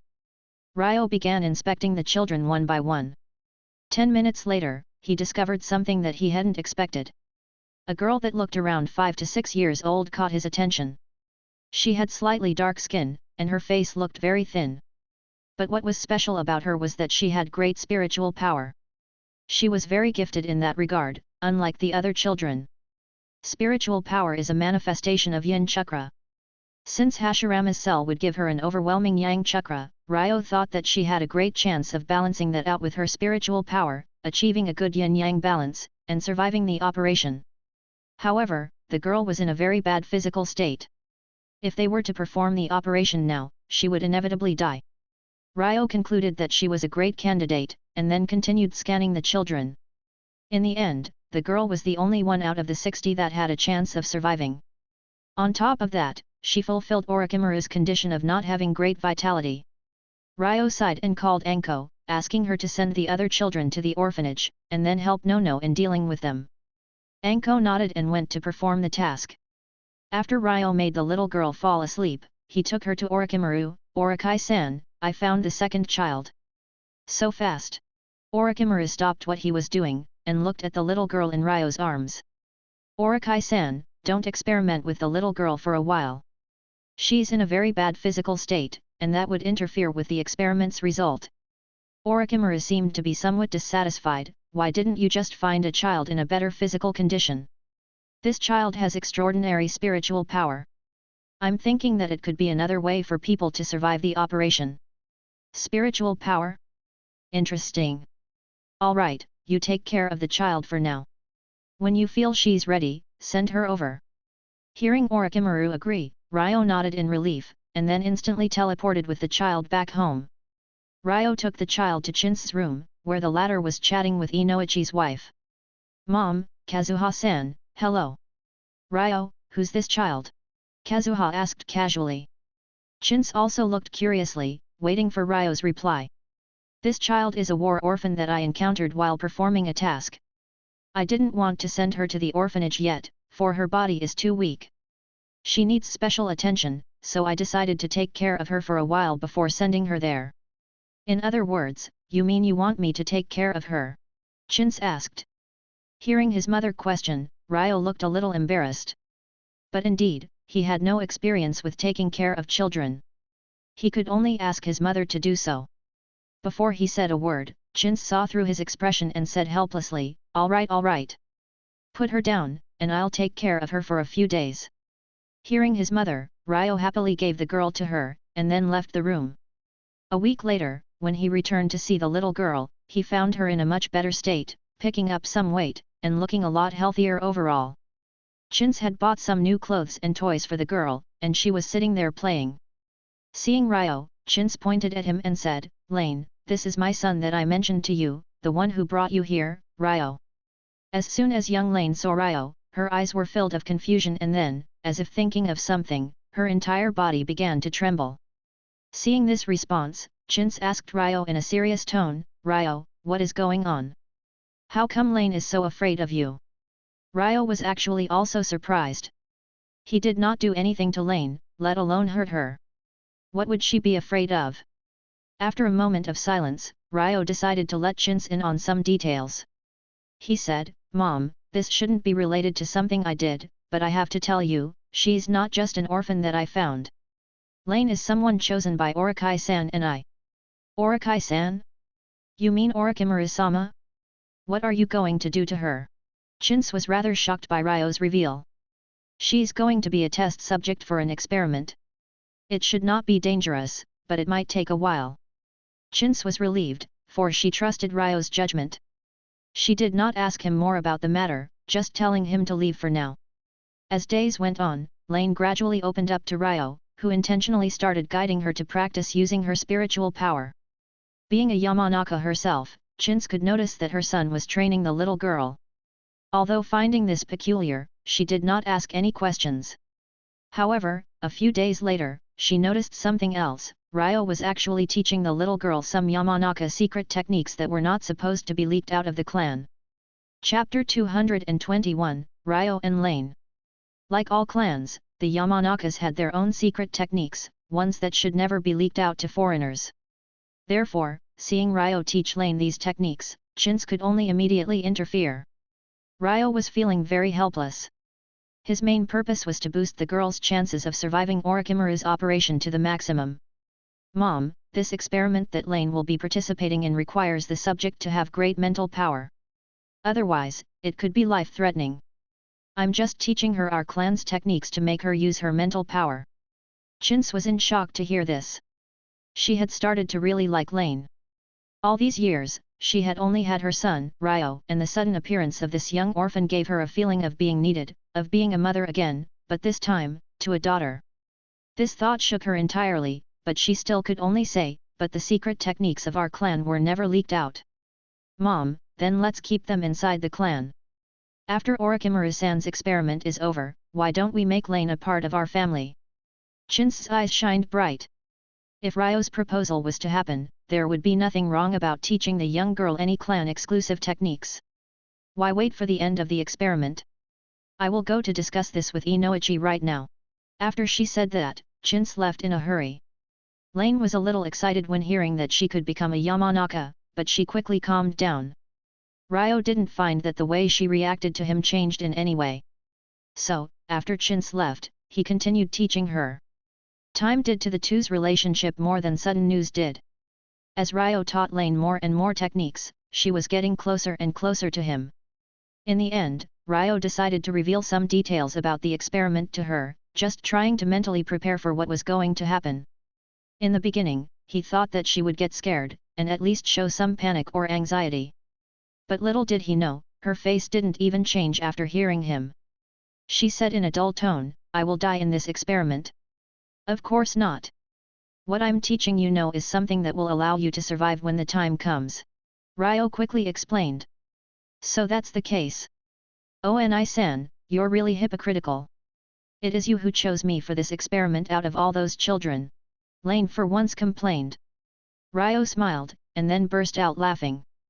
Lane's words were not like those of children her age, reminding him a lot of what a 5-year-old Kakashi would say. Well, you're not in the wrong saying that, but I think being humane might be more fitting than hypocrisy. Any one of the other children would certainly die during the experiment. You on the other hand have a great chance of surviving. Lane raised her eyebrows. She was but a child, and it took her a while to somewhat understand Ryo's words. With some surprise, she asked, "Oni-san, are you saying I'm special compared to them?" "Well, you have great spiritual power, well beyond your peers. I think you'll experience more and more the magic of your spirit as we learn our family's techniques together." Lane nodded quickly. Since beginning the training with Ryo, she gradually started perceiving her surroundings and people around her. The effect that this ability had on her was really powerful. "Oni-san, can this ability allow me to survive the experiment you talked about?" "That is theoretically possible. But you also need to further develop your mental strength. Use your mental strength to integrate that power in your experiment. Once the integration is successful, you will not die, and you will become very, very strong." Lane nodded once again, not saying a thing, and closing her eyes to focus on practicing. A month went by this way. In the last week, Ryo taught Lane the concept of refining her chakra. However, he told her not to do it yet. "Lane, you should memorize this method. When the experiment begins, start applying it." "Why Oni-san?" Lane asked curiously. "Chakra is your spiritual energy blended with chakra from your cells. Once the experiment begins, you'll have new cells in your body.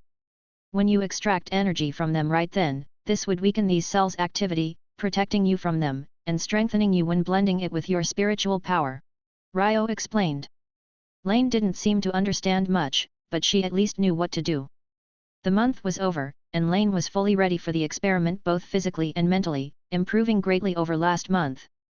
Under Chin's watchful worried eyes, Ryo walked away with her. He did not teleport, but alone with Lane, he walked his way to Orochimaru's lab. Lane seemed somewhat hesitant to say something, and then finally gathered the courage to say what she wanted as she reached the door of Orochimaru's lab. "Oni-san, if I still live, come pick me up. Of course. Don't forget. Mom's already applying for you to join the clan, to make you officially a Yamanaka. After the experiment, we'll be officially one family," Ryo promised her smiling. His answer gave her a lot of peace of mind. She nodded, and then entered Orochimaru's lab together with him. After handing Lane over to Orochimaru, Ryo teleported away. He didn't want to see her undergo the experiment, and didn't bear the mere thought of something going wrong. By now, he was really feeling she was family, his own sister. However, his friendship with Orochimaru made him unable to do anything to repent. Despite his regret, he could only hand her over to him and wish for the best. As he reappeared at home, he looked in the direction of Orochimaru's lab muttering, "Lane, I'm sorry. Stay alive." Back at the lab, Lane was injected with Hashirama's cells and locked in a glass container.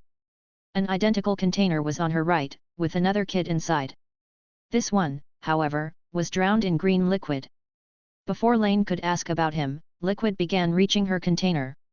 She was afraid at first, but then realized that could breathe inside once she was submerged.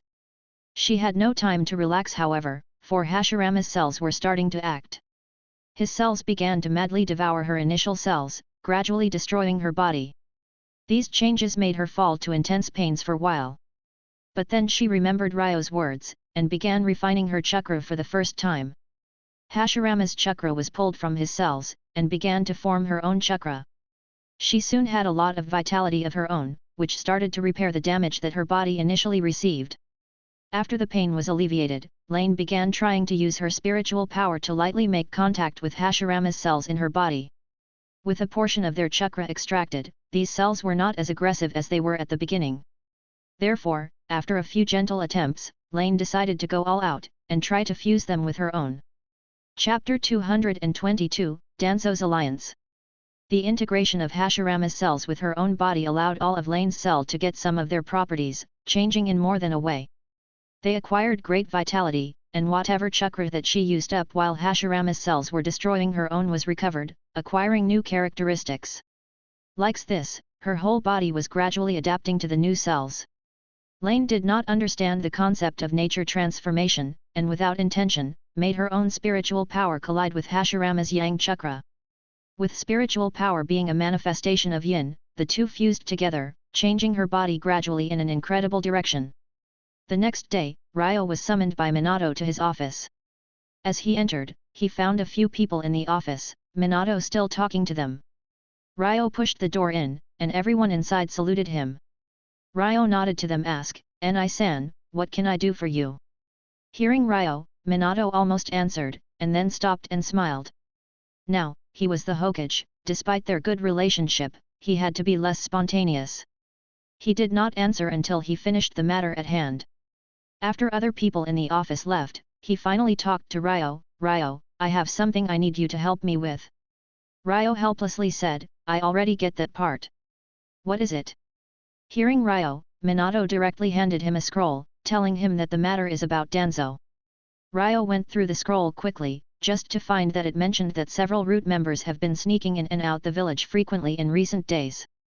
Minato was still wary about Danzo.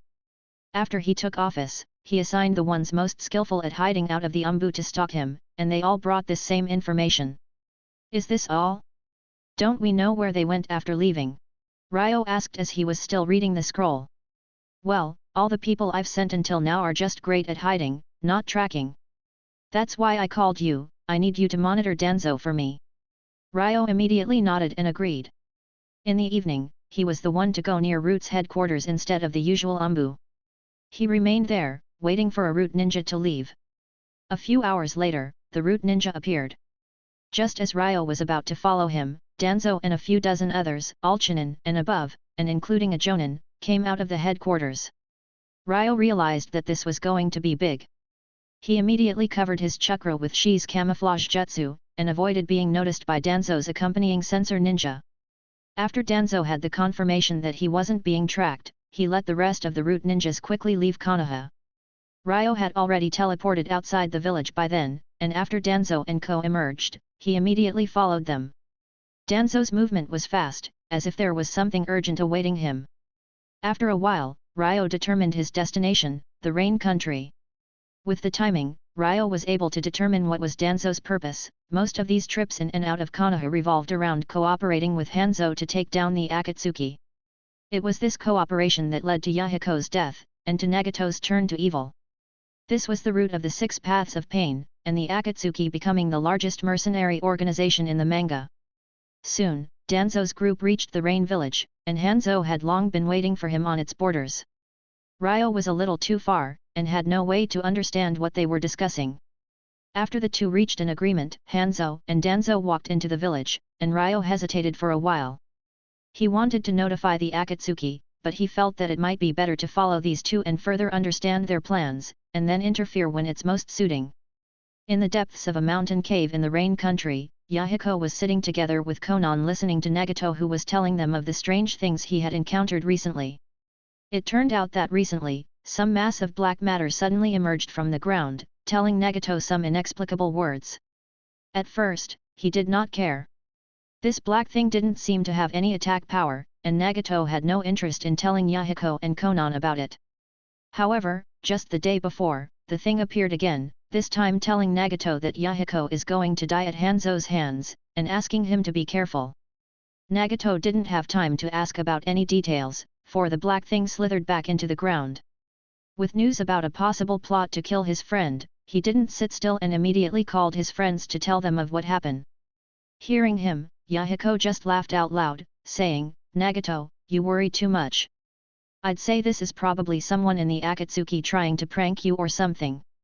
Konan also seemed to agree, "Yes, Nagato.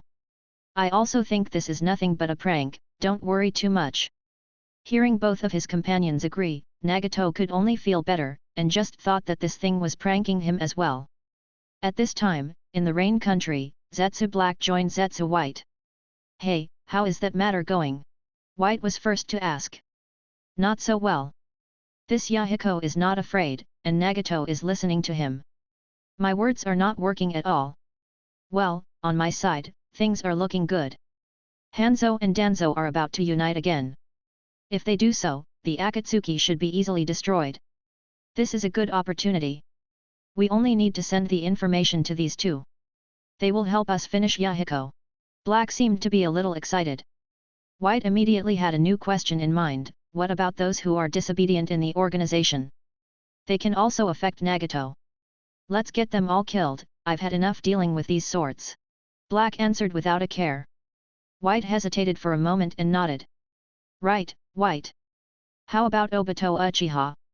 He had already learned most of Madara-sama's techniques, even beginning to master yin and yang releases. It's just that Madara-sama had determined that Obito still had some loyalty to Konoha, and is willing to use the last of his dojutsu power to change his mind. So that's the case. I was wondering what's keeping the old man from dying, said Zetsu Black. It's a shame Madara-sama doesn't know of your existence. If that wasn't the case, you'd just attack Obito yourself and control him. If he knew, he'd kill me 100 times. Well, let's not waste time, back to the task at hand. After finishing his words, Black Zetsu rushed to Danzo and Hanzo, while White laid dozens of spore around the Akatsuki's headquarters. Chapter 223, The Encounter with Black Zetsu. White Zetsu controlled his spores, making them float inside the Akatsuki's headquarters, attaching them to its members without them knowing. These spores allowed him to monitor their movements, and they all could absorb their chakra whenever Zetsu wanted to grow into Nao Zetsu. After doing this, he left immediately to stay by Madara's side if ever needed. Black Zetsu was deep underground, squirming his way to Hanzo and Danzo. When reaching them, he revealed half of its head. He prepared to move in, just when he saw Ryo. Witnessing the unexpected guest, Black was shocked and went back in underground. With Ryo focusing on Danzo and Hanzo, he shouldn't be able to find out about him. Damn! What's Ryo Yamanaka doing here? Zetsu Black at this time couldn't fight Ryo, at least not without exposing more of his cards to him. Therefore, he could only choose to endure the situation temporarily, sneaking into the depths of underground and following Ryo. At first, the latter didn't notice. However, after a while, he kept feeling that something was just wrong. This wasn't him sensing Zetsu or anything, it was a mere hunch. Therefore, Ryo entered Sage mode, which allowed him immediately to perceive Black Zetsu deep underground. Ryo didn't rush to react, and instead continued to scan the area. In the end, he determined that there was no trace of Obito or White Zetsu. With Black Zetsu being alone, Ryo wasn't risking being watched by Madara or his followers. On top of that, this was the Rain Country, where it rained all year long. Ryo was surrounded by very high levels of humidity that fit his fighting style extremely well. Ryo controlled the water in vicinity of Black Zetsu to condensate into a hollow white cube. It was too fast, too sudden, and Black only realized it was happening after he was caught. He was advancing underground, when a wall of ice hit his face out of nowhere. At first, Black though he hit some stone, and tried to go around it, but when finding that he had no escape, he realized he was caught by Ryo. Ryo controlled the ice cube, moving it above the ground with Zetsu. Black Zetsu was enveloped in dirt and could not be seen, so Ryo undid his ice cube. With nothing supporting it, the dried out dirt instantly fell, and Zetsu Black was exposed to Ryo for the first time. A Zetsu? A black one? Are you also with Madara? Why were you following me? Ryo pretended not to know Black Zetsu. However, Black did not answer. He was shocked to see Ryo, and never expected him to have such keen perception. With his chakra hidden so low underground, it shouldn't be perceived. So you're just not going to answer? Then I can only do this. Ryo immediately opened his Mangekyo Sharingan, dragging Black's soul into the ice world. With his soul in there, Zetsu Black wasn't nervous at all. This wasn't the first time for him to see such a world. He had been in the Tsukuyomi's world before, and guessed that this similar world should be also built with spiritual power and chakra. He had been there for many years since ancient times, and had witnessed many Mangekyo bearers. Ryo's ice world should be nothing to him, for he is Kagaya's will incarnate, and no spiritual power-based jutsu could ever have an effect on him. So he thought, but soon, Black realized he was wrong. Tsukuyomi's world is just an illusory space, whereas the ice world was a true world, one that life between illusion and reality. In the ice world, the ice and snow were constituted by chakra and spiritual power, and the cold wind was ice-packed natural energy. Yes, Black Zetsu could ignore the mental damage to his soul, but dealing with natural energy was something else. On top of that, his body was not his in this world, it could not just slither away. The ice world's blizzard soon got snow surrounding him.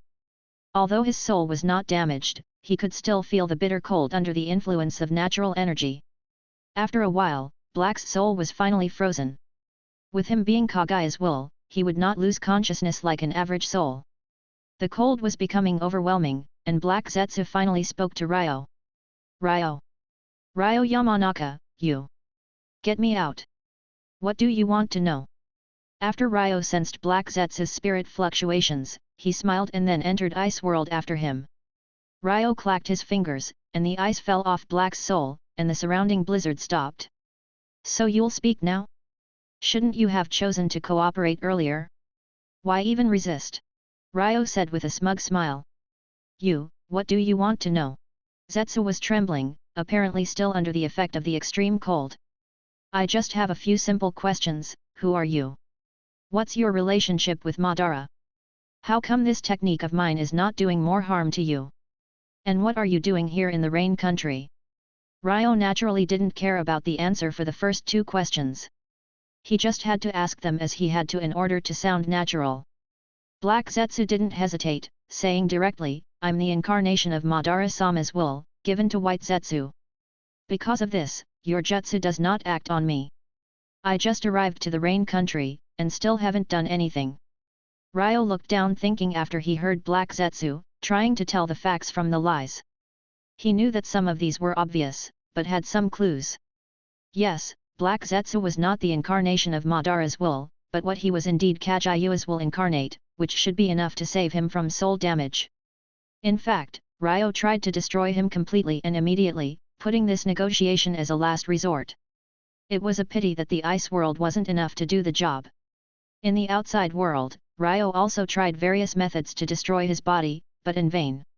In the end, Ryo concluded that he had no way to do this. The only way he thought about using to successfully beat Black Zetsu was the use of the Rikudo Sennin's power. This being was Kagaya's will incarnate, and only power of the same caliber should be enough to damage him. Helpless, Ryo realized that he just had to let him go. Any questioning of his motives would give out suspension, not to mention that it would be in vain. Therefore, he just kicked him off the ice world, and then walked away. With Zetsu regaining freedom, he stared at Ryo's back before disappearing into the ground. What Ryo did not know was that he didn't just leave the Rain Country, but instead went to the Akatsuki's headquarters. Chapter 224, Dealing with Danzo. Ryo felt that catching Zetsu was a mistake that cost him a lot of time. After all, he learned nothing new of much value. He helplessly sighed, deciding not to think of this matter, and using Sage Mode to chase Danzo and his team. Danzo and Hanzo were talking about picking a place for something. Ryo was spying on the two, and was surprised to realize that it was the same spot where they tried to ambush the Akatsuki last time. Ryo was rather speechless to see them choose again the same place to perform what was seemingly going to be the same area. The two did not know that every one of their moves was being clearly observed by Ryo. After deciding on the place, they sent an invitation to the Akatsuki. The rain country was not like it was before, almost half of it was under the Akatsuki's control. Hanzo's invitation was very formal, even using Rain Village's official seal on the scroll. The Akatsuki actually had a ninja responsible for communication with the Rain Village. It's been a long time since the two sides really fought. After Hanzo handed him the scroll, he closed his eyes and relaxed. With the messenger left, Danzo ordered his men to follow. Danzo-san, I advise you not to waste your time. Hanzo said. Danzo frowned, why? Does he have any special technique that could prevent my sensor ninjas from tracking him? Or is their organization's transmission system too complex? It's the latter. This person is just the first link in their chain. That scroll will go through too many hands for your men to follow. We know it will reach the Akatsuki, but that's about it. With Hanzo saying this, Danzo did not insist. He was confident in his root ninjas, but not that confident. After all, Hanzo had been ruling the country for many years, and never located the Akatsuki. Root should not be able to do any better. Hanzo, are you sure that the Akatsuki would come themselves this time? What if they send another one of their puppets? Well, while we can never be sure, we have noticed that they had used that technique just 2 days ago.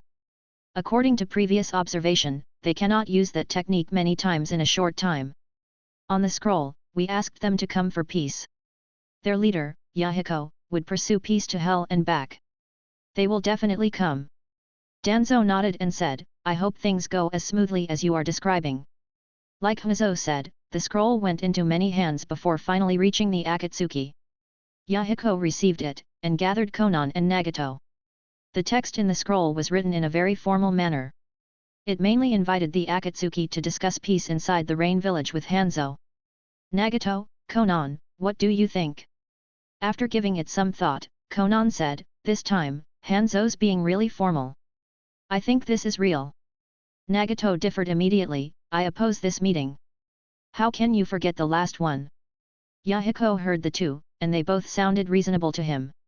He had to make a choice. After thinking about the matter for a while, he decided to go for the meeting, but after taking some precautionary measures. He asked, Nagato, can't we use that technique again? Nagato shook his head and replied, have you forgotten? We used that 2 days ago. Now, I'm not strong enough to use it again. Yahiko heard Nagato and got silence again. After considering all circumstances, his eyes became firm again. He decided to send someone ahead of the rest, to check for any ambush around. With Konan's style, she was capable of flying, and the most capable of escaping if it was needed. The next day, Yahiko went to the meeting place. Just as planned, Konan was ahead, watching the area from the sky. What Yahiko and Nagato did not expect was that Hanzo would actually throw a sack of poison at Konan. It burst, and the toxins spread into the air reaching Konan, disrupting her chakra, and making her fall from midair. Ryo had been watching for a while. On Hanzo's first move, he was ready to save Konan. However, before he went it, he found himself surrounded by Danzo and his root. I didn't expect to come to you, Ryo Yamanaka. I thought it would be the Umbu tracking me.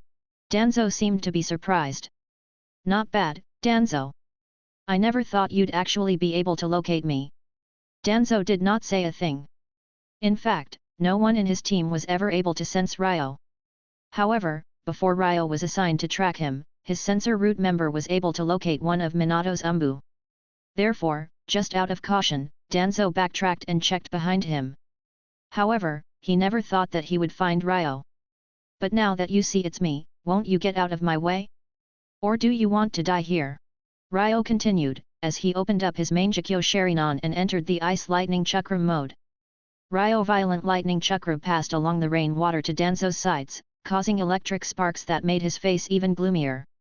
After hesitating for a moment, Danzo grit his teeth and yelled, Root, attack!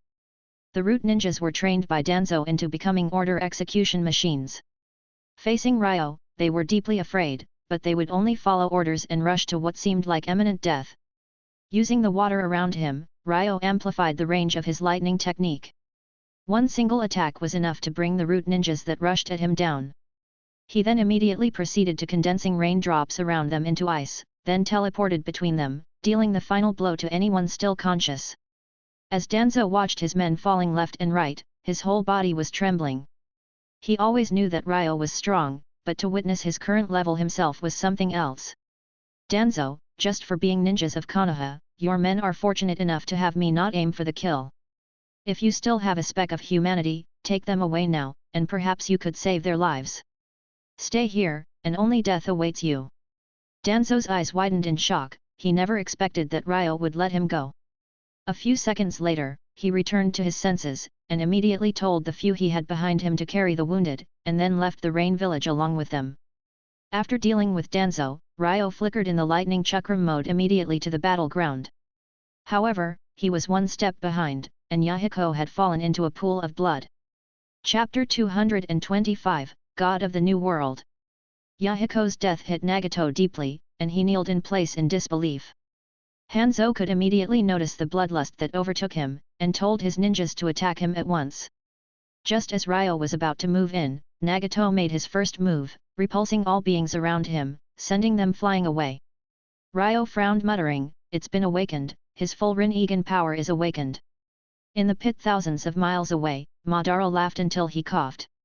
Being the owner of said Rinnegan, he could feel it getting better integrated with Nagato's body.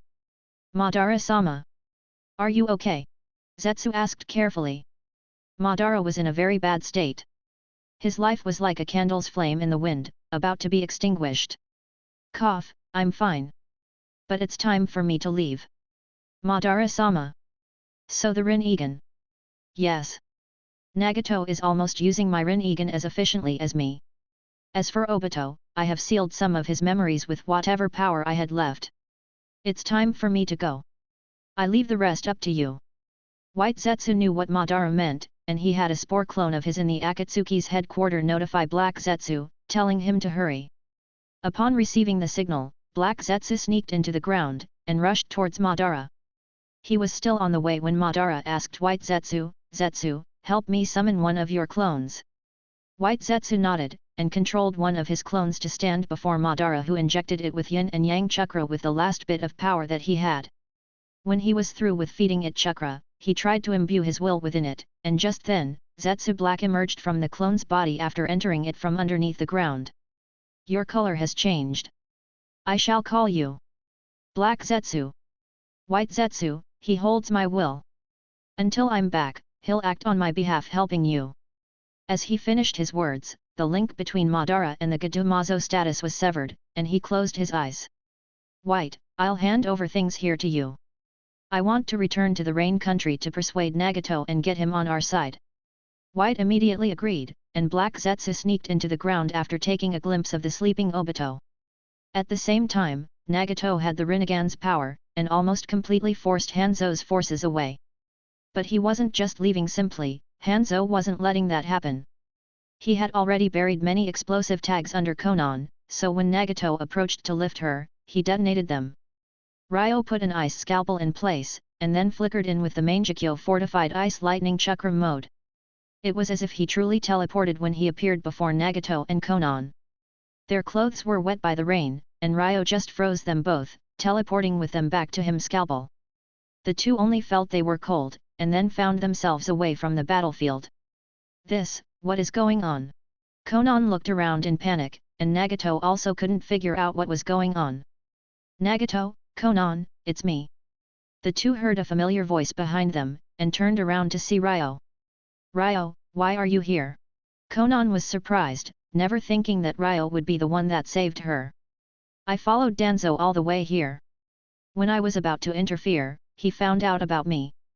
I could only show up after dealing with him," Ryo explained briefly. "Yahiko. Yahiko is still back there. That Hanzo, I will kill him." "Nagato, calm down. Can't you feel it yet? A lot of your chakra had been absorbed by your Rinnegan right now, and you shouldn't be able to fight. Leave Yahiko and Hanzo to me. You and Konan remain here." Just like Ryo had mentioned, Nagato noticed that his usually massive chakra had bottomed out. The Rinnegan's awakening was even beyond what his Uzumaki body could tolerate.